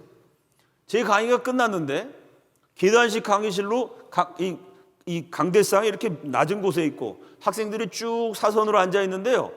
강의 끝나자마자 제가 무슨 얘기했냐면, 이승만 박사가 2만 명의 유학생을 보냈다. 그래서 인재를 키워냈다. 이승만 장학생이라면 미국에서 다 받아줬다. 제가 이 얘기를 딱 강의하자마자 강의 딱 끝나니까요, 그분이 저 뒤에서부터 막 뛰어나오시는 거야, 앞으로. 야, 드디어 내가 그동안 갈고 닦은 영빨을 발휘할 시간이 왔구나. 저 양반이 뭐가 귀신이 들렸거나 정신이 이상해서 지금 발작 증세를 보이는구나. 갑자기 막 소리를 지르면서 뛰어나와갖고 이게 무슨 일인가. 제가 봤더니 그 교장 선생님이 뛰쳐나오면서 뭐라 하냐면요, 목사님, 제가 마지막 장학생이에요, 이러는 거예요. 알고 봤더니 4.19 혁명으로 이승만 대통령이 쫓겨나시기 일주일 전에 마지막까지 뭐 하셨냐면요, 유학생 7명 선발해가지고 지금의 청와대 경무대에다가 7명 딱 세워놓고 장학금 주면서 너희들 공부 열심히 해서 지금 우리나라가 가난하지만 앞으로는 근사한 나라가 될 거다. 이 나라를 너희들이 발전시켜야 된다. 그 7명 학생들한테 장학금 주면서 얘기를 했는데요, 본인이 장학금 받고, 그땐 비행기가 없었잖아요. 배 타고 미국 가는데 2달이 걸렸대요. 2달 만에 미국 가서 뉴스를 확인해 봤더니 혁명이 나왔고 이승만 대통령이 물러났다는 거예요. 자기가 마지막 이승만 장학생이라는 거예요. 근데 이승만 대통령 그럼 다 독재자라고 욕을 해갖고 아무한테도 그 얘기를 안 하다가 제가 그 학교 가서 강연을 했더니 자기가 젊었을 때 20대 27살 때 만났던 그 이승만 대통령 할아버지가 생각이 나가지고 얼굴이 빨개졌다가 파래졌다가 앉았다가 일어섰다가 그때 겪었던 일을 해주는데요. 자, 7명의 가난한 대한민국 신생국가에 유학생 7명을 딱 세워놨어요. 대통령 할아버지가 장학금 주면서 뭐라고 얘기했을까요? 여러분 뭐라고 얘기했을 것 같아요? 마지막으로 이렇게 묻더래요. 장학금을 딱 돈 봉투를 손에다 딱 쥐고 봉투를 딱 주시고 그냥 주신 게 아니라 장학증서는 먼저 주시고 이제 용돈이랑 해갖고 달러, 그 당시 한국에 달러 귀했을 텐데 달러가 든 봉투를 대통령이 한 손에 딱 주시고 이렇게 물어보더래요. 너 예수 믿어? 이러시더라는 거예요. 그 시절에 뭐 젊은 사람들이 예수 믿는 사람 많지 않았거든요. 아니요, 안 믿습니다. 이 녀석아, 공부보다 먼저 사람이 돼야 돼. 예수를 믿어야 사람이 되는 거야. 너 미국 가면 중간고사, 기말고사 영어로 공부하느라고 바쁘고 힘들지만 중간고사, 기말고사 때도 주일 성수해야 돼. 알았어? 물어보는데 자기는 그때 태어나서 처음 주일 성수란 말을 들었대요. 그러니까 주일 성수가 뭔지도 모르는데 대통령 할아버지가 너 중간고사, 기말고사에도 주일 성수해야 돼. 알았어? 그러니까 예, 알겠습니다. 그렇지. 그러고 돈을 딱 주고 머리에 손을 얹고 기도하셨다는 거예요. 하나님, 이 학생이 예수도 잘 믿고 뛰어난 인재가 돼서 가난한 그러나 위대한 대한민국 발전시키게 주옵소서. 그 다음 사람, 너 예수 믿어? 아니요. 이 녀석아, 먼저 사람이 돼야 돼. 똑같이 얘기하고 너 중간고사, 기말고사 아무리 바빠도 주일 성수해야 돼. 알겠습니다. 돈 주고 하나님 아버지, 이 청년이 그 다음 사람 가서 너 7사람한테 똑같은 말을 85세 되신 할아버지 대통령이 7번 했다는 거예요. 그때 대통령 할아버지랑 약속이 있어갖고 자기는 주일 성수가 뭔지 몰라가지고 청와대에서 나온 다음에 물어봤대요. 그 7명이 모여서 야, 주일 성수가 뭐냐? 아무도 몰랐다는 거예요. 교회 다니는 친구한테 물어봤더니 주일날마다 교회 가는 거라고 그래갖고요, 저한테 뭐라냐, 목사님, 그때부터 제가 지금까지 50년 넘게 한 번도 주일날 교회 어긴 적 없습니다. 미국 교회 갔더니 그때는 한인교회가 없으니까 영어로 설교하는데 뭔 소리인지 못 알아듣겠대요. 한 3년을 다니고 나니까 이거 예수를 믿어야 되는구나. 그러니까 3년 동안은 예수도 안 믿으면서 대통령하고 약속을 지키려고 다니다가 3년 지나니까 이게 교회만 왔다 갔다 하는 걸 예수를 믿어야 되네. 그럼 진짜 믿어야 되나? 그 다음에 한 2년 지나갔고 대통령의 약속 지키느라고 5년을 교회 다닌 다음에 자기가 정말 예수님을 믿고 그 다음에 신앙이 됐다는 거예요. 그분이 고향이 충청북도 아주 산으로 둘러싸인 그 괴산 산골짜기였는데 저한테 이렇게 얘기해요. 목사님, 그 산골짜기 농부의 아들이 그 농부가 산골짜기 가난한 농부가 어떻게 아들을 대학에 보냈겠습니까? 이승만 대통령이 토지개혁하는 바람에 우리 아버지가 거기서 열심히 일해가지고 아버지는 까막눈이지만 너는 배워야 된다. 자식들 공부 가르쳐서 그래서 내가 대학을 나왔습니다. 목사님 1960년 그 가난한 한국에서 어떻게 미국 유학을 갑니까? 이승만 박사가 추천장 써줘가지고 대통령 할아버지 추천장 하나 들고 내가 미국 가서 서울대학이 전세계 대학 랭킹에서 800등 할 때 이분은 전세계 대학 랭킹 40등 하는 그 세계적인 대학에서 교수로 정년퇴직한 거예요. 이승만 대통령이 사람 키우지 않았으면 나 같은 사람 그저 일자무식으로 산골짜기에서 옥수수나 캐다가 끝났을 텐데 내가 이렇게 세계적인 학자가 되고 인물이 되고 그 생각하면 감사합니다. 한 번 또 강의를 마쳤더니 상놈이었던 분들의 자식이 오셨어요. 자기 아버지가 나이가 90이 넘어갖고 다 이렇게 돌아가시게 되는데 며칠 동안 거동을 못하더니 마지막 날 자식 아들 딸들이 이제 임종을 본다고 다 모여 있는데 자기를 일으켜달라 그러더라는 거예요. 걷지도 못하는 양반, 그 당시 휠체어도 없었던 때인데요. 그 이승만 대통령한테 분배받은 땅, 평생 이분이 나이가 90이 넘으셨는데 한 70년 넘게 남의 땅에서 상놈으로 머슴 취급당하면서 살았어요. 주인집에서 먹다가 버리는 거 식은 밥덩어리나 주워 먹으면서 멸시천대를 받다가 70이 넘어서 내 땅이 생겨가지고 그리고 90이 되도록 열심히 일하신 거예요. 그 자식들 키우신 거예요. 이 90된 할아버지가 죽기 전에 마지막으로 내 땅을 한번 걸어보고 싶다고. 그리고 겨우 자식들 부축을 받아갖고 그 분배받은 땅을 한 바퀴를 다 돌더니 그 뭐 거의 걸을 수가 없으신 노인분이요. 있는 힘을 다해 걷더니 마지막에 눈물을 축 흘리시면서 내가 이 땅이 없어서 머슴으로 살 때 뼈가 시리도록 차별을 당하고 양반들한테 그렇게 무시를 당하고 내가 얼마나 고통스러운지 모른다. 너희들은 무슨 일이 있어도 이 땅을 다 잘 간직해야 된다. 그 말씀을 하시고 그 다음날 돌아가셨다는 거예요. 그 땅을 물려받은 머슴 아버지, 그 아버지를 내가 잊을 수 없다고. 그러니까 한 분은 또 와서 저한테 얘기하시고 양반의 후손이 오셨어요. 그 옛날에 양반들이 밑에 거느리고 있는 하인 하녀가 많아갖고요. 저는 식모만 있는 줄 알았는데 식모가 있고 찬모가 또 따로 있었대요. 그러니까 밥하는 식모가 있고 반찬하는 찬모가 있고 바느질하는 하녀가 있고 하인 하녀 종류가 수십 가지인데 그 마을에 한 상놈들이 한 300명, 양반은 이 집 혼자였다는 거예요. 그 마을에 자기랑 같이 노는 친구 6살 때 같이 뛰노는 친구가 딱 하나 있었대. 어느 날 그 친구하고 신나게 놀고 집에 돌아왔는데 할머니가 부르더니 너는 양반집 도령이니까 저런 상놈 애하고 놀면 안 된다고 그렇게 야단을 치더래요. 그리고 그 다음날 그냥 할머니가 왜 그러시지? 그리고 동네 나갔더니 어제까지 같이 뛰놀던 6살 친구가 오는데 부모님한테 얻어맞아갖고 눈이 퉁퉁 버가지고요. 어제까지 뛰놀던 6살짜리 친구가 눈이 마주치니까 도련님 나오셨습니까? 그리고 90도로 인사를 하더라는 거예요. 자기가 어린 마음에 슬펐대. 우리가 친구인데. 그리고 걔는 이제 양반집 도령하고 놀았다고 아주 집에서 그냥 아버지한테 두들겨 맞은 거죠. 자기가 슬펐대는 거예요. 근데 어느 날 자기가 9살이 됐는데 세상이 바뀌었대요. 보통 때는 6살짜리가 길거리 나가도 저 60살 되신 할아버지 할머니들이 도련님 오셨습니까? 인사를 했는데 그날은 딱 나갔더니 어제까지 인사하던 상놈들이 딱 쳐다보더니 침을 탁 뱉더래요. 그리고 가면서 뭐라 하냐면 이제 양반 상놈 그런 거 없어졌어. 이러고 가더라는 거예요. 자기가 충격을 받아가지고 이게 어떻게 된 거냐 물어봤더니 할머니가 그 놈의 이승만 때문이다. 그 이승만이란 놈이 양반들 땅을 다 그냥 상놈들도 같이 갖게 만들어가지고 우리가 지금 쫄딱 망하게 생겼다.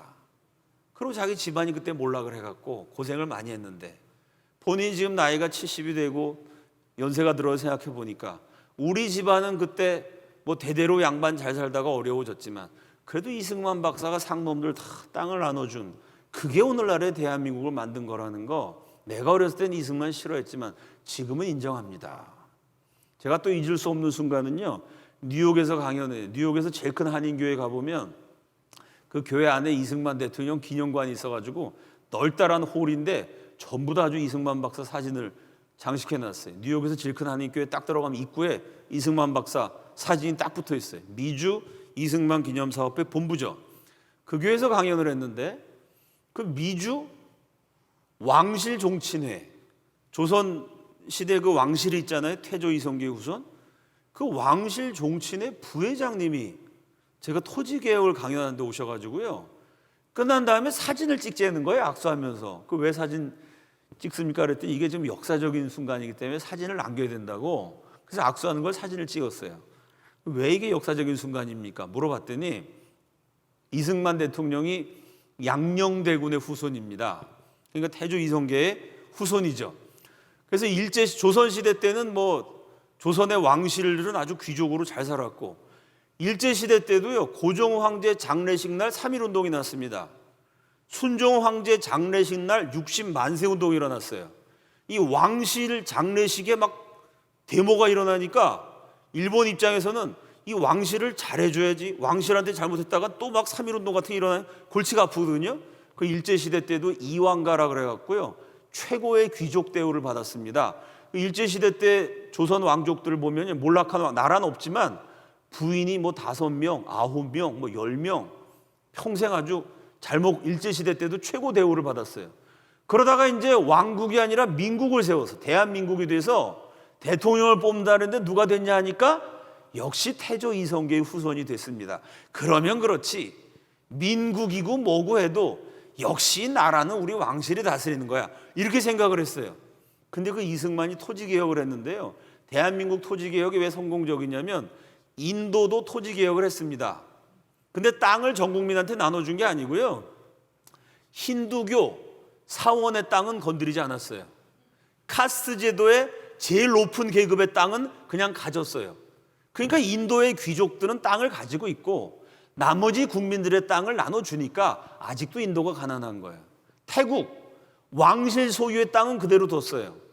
불교 사원에 딸린 토지도 그냥 뒀어요. 그 왕실과 불교 사원 소유의 토지가요, 태국 전체 농지의 60%쯤 됩니다. 그러니까 60%는 왕실과 이 불교 승려들이 갖고 나머지 40%를 국민들한테 나눠주니까 지금도 태국의 농민들은, 태국의 매춘 산업이 유명한데 그 태국의 매춘부들 90%가 아버지가 딸을 팔아요. 옛날 조선시대랑 똑같이 딸을 술집에 파는, 아직도 그런 나라예요. 대한민국이 왜 토지개혁이 성공했냐면요, 이승만이 토지개혁하면서 왕실 소유의 토지까지 다 나눠줬어요. 양반이고 왕실이고 무슨 뭐 유교 사원이고 불교 절이고 예외를 두지 않고 전 국민이 골고루 다 먹고 살게 해야 된다.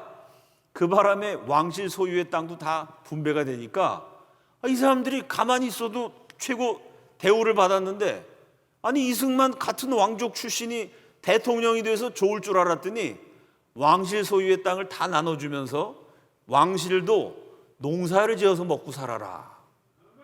그러니 여러분이 왕족이 어떻게 농사를 짓습니까? 그때 이 바뀐 세상에 적응을 못 해가지고요, 그때 그 왕실 조상이었던 분들 가운데 아주 몰락해서 폐인이 되고 부인 9명 거느리고 막 최고로 잘 살다가 갑자기 땅이 없어지니까 수입이 없어져서 비참하게 되었고 충격받아서 정신병원 가시고 아주 인생이 망가지고 어려우신 분이 많아요. 그래서 왕실 종친회에서 이승만은 이건 최고의 역적이에요. 근데 한국에서 목사가 와서 이승만의 토지개혁, 국민국가에 대해서 강연한다 그러니까 그 왕실 종친회에서 다 열받아 있는데 종친회 부회장님이 이제 우리가 이승만을 그만 미워합시다. 아니 왕실이 계속 최고 귀족으로 살면 대한민국이 지금처럼 어떻게 발전합니까? 그러니까 내가 가서 강의 듣겠다고 그랬더니 너도 같은 역적이다, 호적을 판다, 이래갖고 본인이 한바탕 싸우고, 그러고 내가 오늘 이 강의를 들으러 왔다고 역사적인 순간이라고 저하고 사진을 찍자는 거예요. 그러면서 하는 얘기가 우리 왕실 어르신들의 삶은 비참해졌지만 그건 민주주의 국가를 세우려면 어쩔 수 없는 거 아닙니까?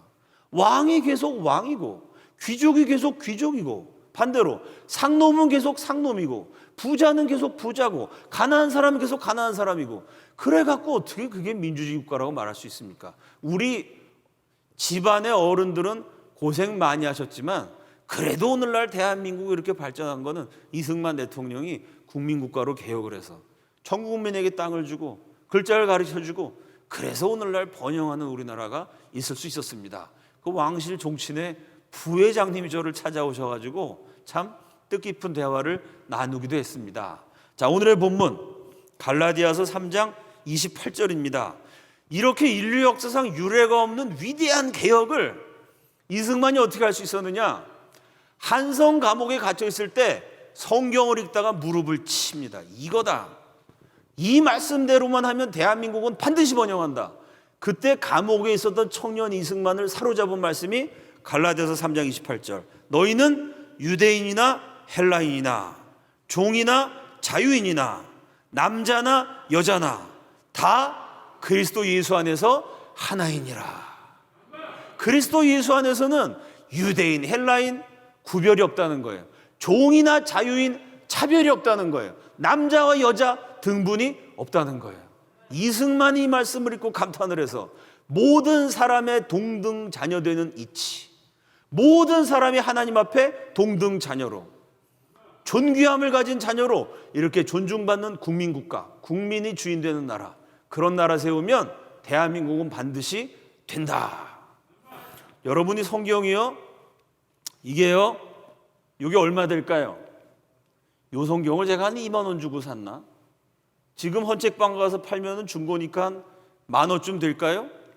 요거 뭐 10,000원짜리 성경이지만 이게 별로 강한 것도 아니죠. 이거를 어제처럼 비가 많이 내려올 때 밖에다가 던지면 하루만 비를 맞으면 다 못 쓰게 되지 않아요? 이거 비 하루만 맞아도 못 쓰게 되는 거고요. 10,000원짜리밖에 안 되는 성경이에요. 근데 요 성경이요, 사람의 머릿속에 들어가면 어떻게 될까요? 이 성경이 이게 별거 아닌 그냥 책인 것 같아도요, 요게 사람 머릿속에 들어가면요 인생이 뒤집어져요. 요 성경이요 사람의 가슴에 심기기 시작하면요 역사가 바뀝니다. 갈라디아서 3장 28절 별거 아니죠? 딱 한 구절, 몇 줄 안 돼요. 제가 여기 타이핑한 거 보니까 2줄이네요. 2줄. 갈라디아서 3장 28절 말씀이라는 게 2줄밖에 안 돼요. 아니 그 2줄 말씀이 아니라 창세기부터 요한계시록까지 성경 말씀 다 합쳐봐요. 책 한 권밖에 안 됩니다. 그런데 여러분 요 2줄밖에 안 되는 말씀이요 젊은 죄수 이승만의 머리에 들어갔어요. 이 말씀대로 하면 된다. 이 말씀이 이승만의 가슴에 새겨졌어요. 그 길거리에 버려진 여자아이들, 저 아이들도 하나님의 동등 자녀다. 이 말씀이 이승만의 심장이 되고 꿈이 되고 비전이 됐더니요 5,000년 역사가 뒤집어졌습니다. 이 성경 구절 하나가 가슴에 들어가, 머리에 들어가고 가슴에 들어가고 한 사람을 사로잡으면요 그 사람에 의해서 하나님이 역사를 뒤집어 버려요. 5,000년 동안 우리나라는요 농민이 땅을 가져본 적이 없어요. 5,000년 만에 처음으로 모든 농민이 땅을 갖게 됐어요. 5,000년 만에 처음으로 모든 국민이 글자를 갖게 됐어요. 배우게 됐어요. 5,000년 만에 처음으로 차별이 없는 평등 국가가 건국됐습니다. 그게 어디서 시작됐다고요? 성경 한 구절. 이승만이 감옥에서 읽었던 그 말씀 하나가 머리에 들어가고 심장에 새기고 그 말씀 하나 붙들고 이승만이 50년을 기도했어요. 50년을. 20대부터 기도하기 시작해서 70대가 되니까 그분이 대통령이 돼갖고요. 그 말씀으로 5,000년 역사를 한꺼번에 뒤집어 버리는 엄청난 대사건이 일어나게 됩니다. 우리가 매주 교회 와서 말씀을 들어요. 매일 집에서 성경을 펼치고 큐티하고 새벽 예배 드리고 그런 분들이 있죠. 여러분이 말씀의 능력이 막강한 줄로 믿습니다. 전능하신 하나님의 말씀을 통해 전능하신 역사를 이루시는 줄로 믿습니다. 감옥의 청년 죄수가 성경을 읽었더니 그 성경이 그 청년을 사로잡았더니요 5,000년 역사가 바뀌었어요. 마찬가지로 지금 대한민국이 힘들고 어려운 상황이 있지만 여러분 우리가 성경 말씀을요 그냥 한 귀로 듣고 한 귀로 흘리면 안 됩니다. 교회 와가지고 그냥 오늘 보니까 우리 부산 영락교회는 그런 교인이 한 사람도 없어 보이는데 가끔 어느 교회 만나본 목사님들이 목회하면서 제일 힘든 게 뭡니까? 그래 설교 시간에 교인들이 그렇게 좋은다고. 오늘 제가 4부까지 하면서 보니까 영락교회는 조는 분이 없으셨던 것 같은데 하나님 말씀이 선포되는데 꾸벅꾸벅 졸기나 하고 듣고 까먹고 그냥 교회 와서 예배 한번 드린 거로 내가 말씀 생활 끝이다. 여러분 그렇게 생각하시면 여러분 집안에서 절대 인물이 안 나옵니다. 그래갖고는 절대 여러분 자녀들이 쓸만한 인재가 안 돼요. 이 성경 말씀이요 머리에 박히고 가슴에 새겨지고 이 말씀을 붙고 50년을 기도할 때 5,000년 역사가 뒤집어졌어요. 이승만의 위대한 개혁이란 게요, 뭐 이승만 대통령 위대하다. 아니 그 위대한 대통령이 나중에 실수도 했거든요. 부정선거도 저질렀거든요. 그게 인간입니다. 인간을 높이는 게 우리 기독교의 목적이 아니에요. 그분이 실수도 많고 잘못도 많았지만 동시에 그분이 어떻게 이렇게 위대한 역사를 이룰 수가 있었는가. 인간이기에 부족했지만 그 부족한 인간이 말씀에 사로잡혔더니요, 그 말씀에 사로잡힌 한 사람을 통해 하나님이 반만년 역사상 유례가 없었던 자유와 번영을 지금 5천만 대한민국 국민들이 누리는 어마어마한 축복을 주신 것입니다. 이 하나님의 말씀이 머리에 새겨지고 심장에 새겨지고 여러분을 사로잡아서 여러분 한 사람 한 사람을 통해 하나님이 이 나라를 축복하시고 이 민족을 축복하시는 놀라운 일들이 일어나기를, 말씀에 사로잡혀서 세상을 바꾸는 위대한 그리스도인으로 쓰임받는 부산 영락교회 모든 자녀들, 다음 세대들, 교우들이 다 되시기를 우리 주님의 이름으로 축원합니다. 함께 기도하겠습니다. 성경 말씀이 모든 것의 근본입니다. 요즘 뭐 애들 좋은 학교 보낸다고 사교육 시키고 교육비가 많이 들고 기러기 아빠 엄마 그러면서 유학 보내고 여러분 애들 공부 가르치나 그 고생을 하는데 지식이라는 게 뭡니까? 지혜라는 게 본질이 뭐죠? 여호와를 경외하는 것이 지식의 근본이고요, 여호와를 경외하는 것이 지혜의 본질입니다. 하나님 말씀에 사로잡히지 않으면 여러분 성경도 모르는 사람이 공부 많이 해봤자 세상을 망치지 않겠습니까? 여러분 많이 배운 사람이 세상을 망가뜨리기도 하고 거짓말도 하고 사기도 치고 지도자가 돼서 나라도 망치는 겁니다. 이게 하나님 말씀이 제대로 안 들어간 상태에서의 교육, 아무 의미가 없는 것입니다. 우리 시간 기도할 때 성경이라는 게 이렇게 중요한 거예요. 여러분 무슨 대한민국이 토지개혁하고 전국민 글자 다 읽게 된 게요, 무슨 위대한 정치 이론이 있고 뭐 위대한 사람들의 아이디어고 그런 거 아닙니다. 감옥에 갇혀서 성경을 읽었던 한 청년, 그 청년이 성경 말씀 그대로 하나님의 동등 자녀되는 이치를 깨달으니까 역사가 뒤집어졌어요. 우리가 역사를 생각하면 하나님 말씀을 대하는 우리의 태도가 달라져야 됩니다. 우리가 대한민국 위해서 기도하는 게 그냥 우리나라가 잘 사는 나라, 부강한 나라 되는 게 목적이 아니고요, 잘 살면 뭐합니까? 하나님 말씀대로 안 하면 다 망하게 돼 있어요. 성경을 사랑하는 민족이 되어야 하고 우리의 자녀들 어렸을 때부터 이 말씀의 능력을 체험하는 그런 자녀들이 되어야 하고요, 대한민국의 모든 진행되는 방향이 하나님 말씀의 진리를 따라갈 때만 그래야 제대로 된 나라가 되고 행복한 국민이 될 수가 있습니다. 하나님, 저부터 말씀 앞에 참 하나님을 경외하지 못했던 점이 있다면 저부터 이 시간 회개하고 정말 하나님을 사랑하고 내 말을 듣고 지키는 자라야 나를 사랑하는 자니라. 나를 사랑하는 자는 내 말을 지킴이라. 예수님 요한복음 말씀하신 것처럼 제가 하나님을 사랑해서 열심히 힘들고 어렵지만 내가 참 죄악된 인간이지만 하나님 말씀 순종하려고 애쓰는, 말씀 따라 죄짓지 않고 말씀 따라 바르게 살기 위해서 날마다 투쟁하는 제대로 된 신앙인 되고, 여러분 그렇게 말씀에 순종한 사람이 진정한 애국자입니다. 그 사람 때문에 하나님이 이 나라 축복하실 거예요. 제가 말씀 순종해서 순종하는 저를 보시고 하나님이 이 나라 잘 되게 하시는 말씀 사랑하는 애국자로 쓰임받게 하여 주옵소서. 주여 한번 외치시고 다 함께 통성으로 기도합니다. 주여! 살아계신 하나님 아버지 감사합니다. 하나님 말씀이 가장 소중한 것을 다시 한번 고백합니다. 말씀에 순종하는 우리 모두가 되게 하여 주시옵소서. 하나님 말씀을 따라 하루하루 살아가게 하여 주시옵소서. 대한민국을 축복하며 기도합니다. 무엇보다 하나님을 경외하는 나라가 되게 하시고 하나님의 말씀을 첫째로 받드는 나라가 되게 하여 주시옵소서. 하나님을 대적하는 자들이 만든 헛된 이데올로기, 동성애, 이슬람, 이 모든 악한 사상들을 대한민국에서 뿌리 뽑아주시고 하나님의 말씀이 편만하게 증거되는 나라가 되도록 축복하여 주시옵소서. 이 나라 국민들이, 이 나라 그리스도인들이 하나님 말씀 앞에 무릎 꿇게 하여 주시옵소서.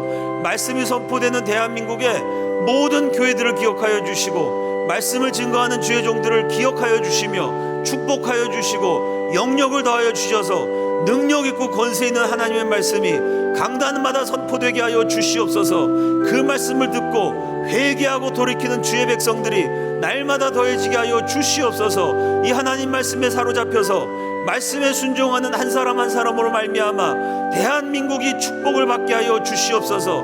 만백성이 축복을 받게 하여 주시옵소서.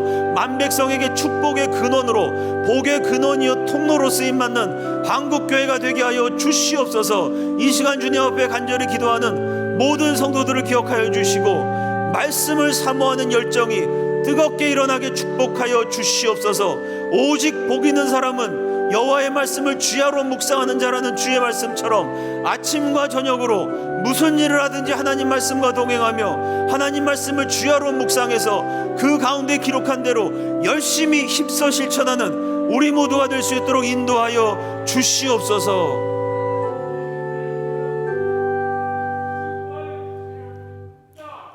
복이 있는 자는 주야로 여호와의 말씀을 묵상하는 자이고 그는 시냇가에 심기운 나무 같아서 시절을 쫓아 과실을 맺으며 그 모든 행사가 형통한 하나님 말씀의 증거를 믿습니다. 살아계신 주님, 그 말씀의 은혜와 축복과 능력이 우리의 삶 가운데 체험되게 하여 주시옵소서. 20대 젊은 죄수가 하나님 말씀에 사로잡혀서 5,000년 역사를 뒤집는 성경적인 개혁을 이루어내었습니다. 마찬가지로 우리 모두도 하나님 말씀에 사로잡혀서 그 말씀을 붙들고 50년, 60년, 70년 평생을 순종하면서 기도해서 말씀에 순종하는 우리 한 사람 한 사람을 인하여 한국교회가 축복을 받고 대한민국이 축복을 받고 이 나라 만백성이 축복을 받는 복의 근원이자 통로로 쓰임받게 하여 주시옵소서. 하나님 말씀을 사모하기 원합니다. 말씀을 향한 열정이 우리 가운데 뜨겁게 일어나기 원합니다. 우리 모든 성도들이 성경을 사랑하여서 이 말씀 그대로 날마다 실천하는 가운데 위기에 처한 대한민국을 회복시키는 개혁적인 애국자로 아름답게 쓰임받게 하여 주시옵소서. 예수님 존귀하신 이름으로 기도드립니다. 아멘. 네, 우리 뜨겁게 우리 큰 박수로 우리 목사님 격려하도록 하겠습니다. 감사합니다. 오늘 낮에 우리 예배 때마다 오늘 오후 예배에 특강이 있기 때문에 좀 참석하자 그랬는데 오늘 오후 예배 참여하신 여러분들 진심으로 감사를 드립니다. 이렇게 좋은 강사님 모시고 좋은 말씀을 듣는 기회가 있는데 이런 기회를 잃어버리는 것 참 제가 목회자로서 안타깝습니다. 마음이 아픕니다. 다 들었으면 하는 그런 마음이 있습니다.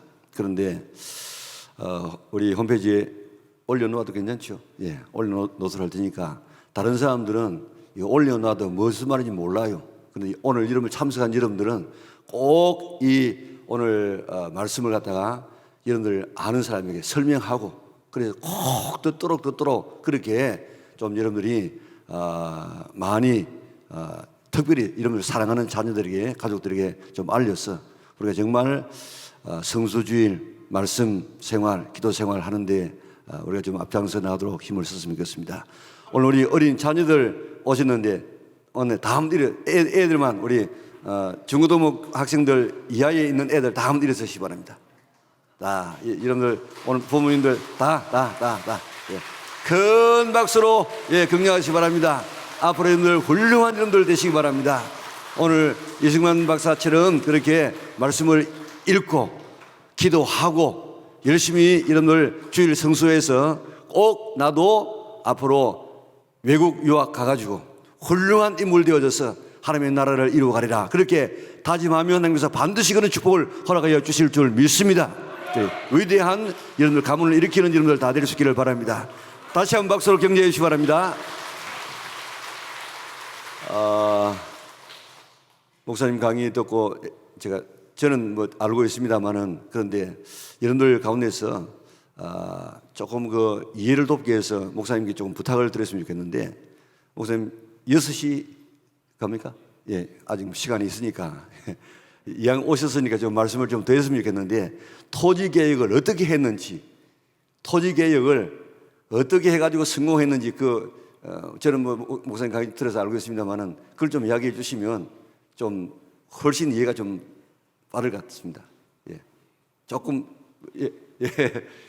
토지 개혁을 어떻게 성공했는지. 그래서 오늘 뭐 제가 자세한 입법 과정은 말씀드리지 않았는데요. 이승만 대통령이 나라를 딱 세울 때 자기 오랜 친구이자 비서였던 올리버한테 편지를 보냅니다.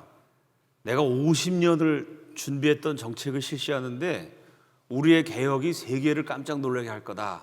이제 그게 토지 개혁이에요. 그래서 이제 이 양반들이 주로 땅을 가지고 있었는데 그 땅을 강제로 뺏는 건 이제 공산주의자들이 하는 거죠. 그래서 어떻게 했냐면 정부가 돈을 주고 그 땅을 사는 겁니다. 유상 몰수, 유상 구입이죠. 그 다음에 유상 분배, 국민들한테 그걸 공짜로 나눠주면요, 공짜로 주면 귀한지 모르거든요. 국민들이 열심히 일해서 그 땅값을 정부한테 갚는 거죠. 그럼 이제 토지를 어느 정도로 나눠주느냐, 그때 우리나라 최고 땅을 많이 가진 지주가 3,000정보 정도를 가졌어요. 이거 어마어마한 겁니다. 근데 보통 가난한 사람은 한 정보도 없었거든요. 이걸 농민 숫자로 쫙 나눠보고 여러 가지를 계산해 봤더니 이제 한 가구당 3정보 정도를 나눠주면 3정보 정도의 땅을 열심히 받아서 일을 하면은 그 당시 한 가구 평균이 한 6명, 7명이었는데 6식구, 7식구가 먹고 배불리는 못 먹지만 일단 굶어 죽진 않고 조금 아껴 쓰면 애들 좀 학교도 보낼 수 있는, 그래서 농가당 3정보씩 땅을 나눠준다, 뭐 이렇게 정한 겁니다. 그럼 이제 지주들한테 땅을 사갖고 그걸 농민들한테 나눠줘야 되는데, 그럼 지주들은 처음에 땅을 안 팔려고 계속 저항을 했어요. 그러다가 대통령이 하도 막 아까 제가 말씀드린 것처럼 연설을 하면서 강력하게 밀어붙이니까 어쩔 수 없이 땅을 팔아야 되니까 그 다음에 땅값을 최대한 비싸게 받으려고 했겠죠. 그래서 그 국회에서 낸 법안, 농지개혁 법안이 1년 동안 농사 지어서 거두는 소출을 100%라고 할 때 토지 대금을 300%로 한다. 이건 무슨 얘기냐면요, 그 당시 소작농들이 1년 동안 열심히 일해서 50%, 자기가 거둔 그 수확량의 50%를 양반한테 바쳐야 되거든요. 그러니까 50%를 계산하면 300%는 6년입니다. 그러니까 6년 동안 소작료 내면 7년째부터는 내 땅이 되는 거예요. 이것만 해도 5,000년 동안 우리나라 농민이 땅을 가진 적이 없기 때문에요, 이것만 해도 엄청난 개혁입니다. 이게 국회가 많이 양보해서 그런 법안을 냈어요. 근데 이승만 박사가 아니다, 이 나라 농민들이 5,000년을 굶주렸는데 6년씩이나 기다리게 할 수 없다. 그리고 토지 대금을 이승만 대통령 법안이 150%로 잘라요. 절반으로 자릅니다. 그럼 원래 50%씩 소작료를 냈으니까 3년만 소작료를 내면 그 다음 4년째는 내 땅이 되는 거예요. 이해가 되시죠? 그러니까 최대한 싼 값에 농민들한테 땅을 주려고 그러는 거죠. 그러니까 대통령이 강공 드라이브를 거니까 어쩔 수 없이 국회가 항복하게 돼가지고 토지 대금을 150%로 결정하게 돼요. 그 다음에 마지막으로 국회가 저항을 한 게 뭐냐면요, 자, 재헌헌법 86조에 이승만 대통령이 헌법으로 농지 개혁을 하고 그 자세한 내용은 법안으로 정한다. 이게 재헌헌법 86조에 우리나라 헌법에 농지 개혁을 집어넣어갖고 이건 아무도 바꾸지 못하게 만들어요. 그 다음에 농지개혁 법안을 만들 때 300% 안을 물리치고 150%로 만듭니다. 자, 헌법도 만들고 법안도 만들었어요.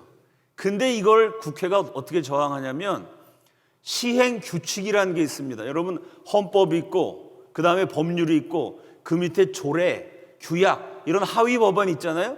그 하위 법안을 까다롭게 만들어갖고 토지 개혁을 못하도록 차일피일 미뤄요.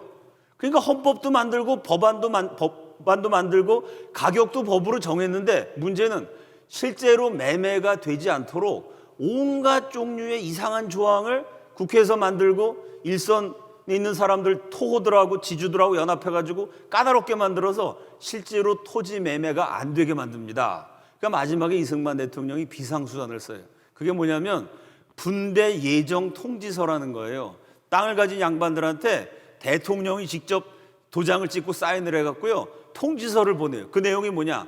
당신 땅은 3정보만 남기고 모두 분배해 주는 토지로 예정이 됐다라는 걸 통지하는 겁니다. 그게 글자 그대로 당신 땅은 법에 의해서 헌법 86조 농지개혁법안에 의해서 3정보 남기고는 다 팔아야 된다라고 친절하게 알려주는 것 같은 내용이었지만, 여러분 지금도 뭐 대통령이 무슨 것 때문에 나한테 편지 보낸다 그 떨리지 않겠어요? 법원에서 나한테 뭐가 등기 우편이 왔다, 이거 무슨 내가 재판받아야 되나? 사업하시는 분들은 약간 가슴이 철렁하거든요. 그 시절에는 대한민국이라는 게 처음 만들어져서 대통령하고 임금님하고 사람들이 구별을 못할 때예요. 조선시대 임금이었거든요. 실제로 이승만 박사가 우리나라가 48년에 건국하고 49년에 수원을 방문하는데, 지금 수원이 대도시지만 그때 농촌도시라 갖고요, 수원에 있는 그 마을 촌장들이 다 모여서 의논을 해. 대통령이 도대체 뭐냐? 아무도 아는 사람이 없어요. 대통령? 그게 조선시대 임금님 비슷한 거다. 그래갖고 이승만 대통령이 오셨을 때요, 임금님을 섬기는 예로 전부 다 절을 합니다. 논두렁에 누워가지고. 실제로 49년에 있었던 일이에요. 그 당시 대통령 그러면 임금님이라고 생각했거든요. 임금님이 네 땅은 분배하기로 예정돼 있다, 이렇게 집집마다 다 우편물을 보내니까 지주들이 그걸 받고 겁이 났어요. 야, 이거 대통령이 이게 국회에서 아무리 반대해도 진짜 땅을 나눠주려고 그러는구나. 겁을 집어먹고 이 양반들이 어떻게 생각했냐면, 이거 괜히 내가 땅 안 팔려고 버티다가 나중에 이거 강제로 뺏기는 거 아니야? 자유민주주의 국가에서는 땅을 강제로 뺏는 거 없는데, 조선시대 임금님 양반들한테 양반들이 많이 뺏었기 때문에 이 사람들이 그 공포가 있어가지고요, 예정 통지서를 받고 국회가 방해를 했음에도 불구하고 지주와 양반들이 겁을 먹어서 앞을 다투어 자기 땅을 팔겠다고 내놔요. 그러니까 땅이 갑자기 매물이 많이 나오니까 땅값이 떨어지겠죠. 그래서 실제로 거래된 가격은 90%에서 120%입니다. 이건 인류 역사상 유례가 없어요. 세계에서 가장 싼 값의 땅을 내놓게 돼요.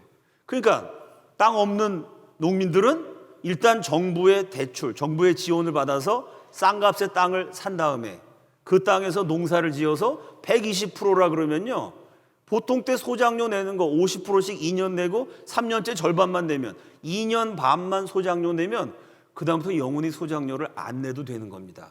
이러니까 대통령의 강공 드라이브에 겁을 먹은 양반 지주들이 앞을 다투어 땅을 매물로 내놓게 되고, 그거를 상놈 소장농들이 헐값에 사서 그거를 쉽게 갖게 되면서 전 세계에서 유례가 없이 가난한 자에게 가장 혜택이 많이 가는 농지개혁이 성공할 수가 있었던 것입니다. 대충 이해가 되셨죠? 네, 감사합니다. 네, 감사합니다. 우리 다 같이 일어나가지고 애국가 안 띄우고, 우리 안 띄우고 한번 불러봅시다. 4절까지 부르고 우리 목사님께서 축도하심으로 오늘 우리 모임을 마치도록 하겠습니다.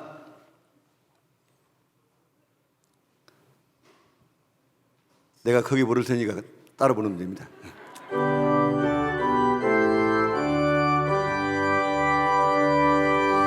동해물과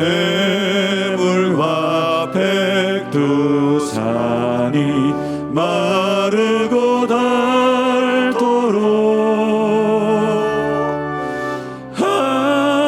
하나님이 보호하사 우리나라 완세, 우구와 삼천리 화려강산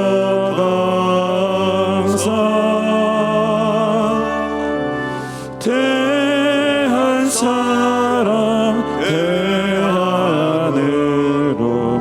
길이 보전하세, 남산 위에 저소나무 철갑을 들은 듯 바람 소리 불면 남은 우리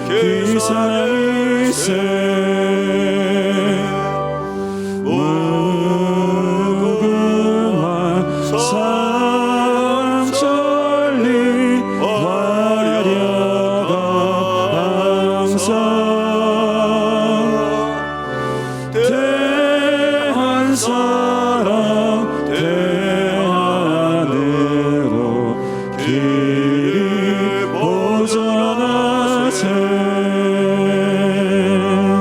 가을 하늘 공활한데 높고 구름 없이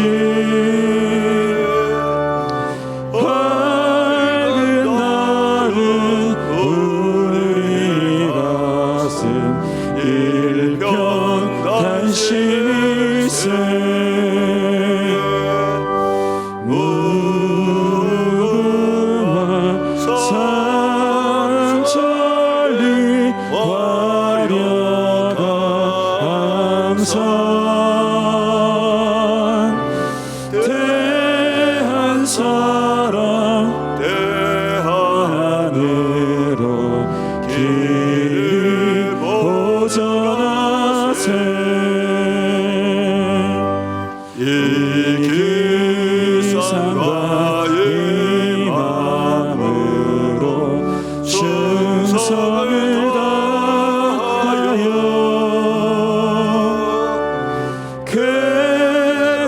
괴로우나 즐거우나 나라 사랑하세 무궁화 삼천리 화려한 항상 대한 사랑 대안으로 길이 보전하세 다 함께 기도하시겠습니다. 우리를 위하여 그 몸을 깨뜨리시고 그 피를 쏟으신 주 예수 그리스도의 은혜와 부산 영락교회에 속한 하나님의 자녀들 한 분 한 분을 어떠한 순간에도 포기하지 아니하시는 하늘 아버지의 가없으신 사랑하심과 우리 안에서 내주하고 역사하사 우리 모두를 한 가족, 한 공동체, 한 교회 되게 하시는 성령의 교통하심이 하나님을 사랑하고 우리나라 대한민국을 사랑하며 헌신하고 충성하며 살기를 결단하는 하나님 나라 백성들 모두에게 이제와 영원히 함께 하시기를 간절히 축원하옵나이다. 아멘.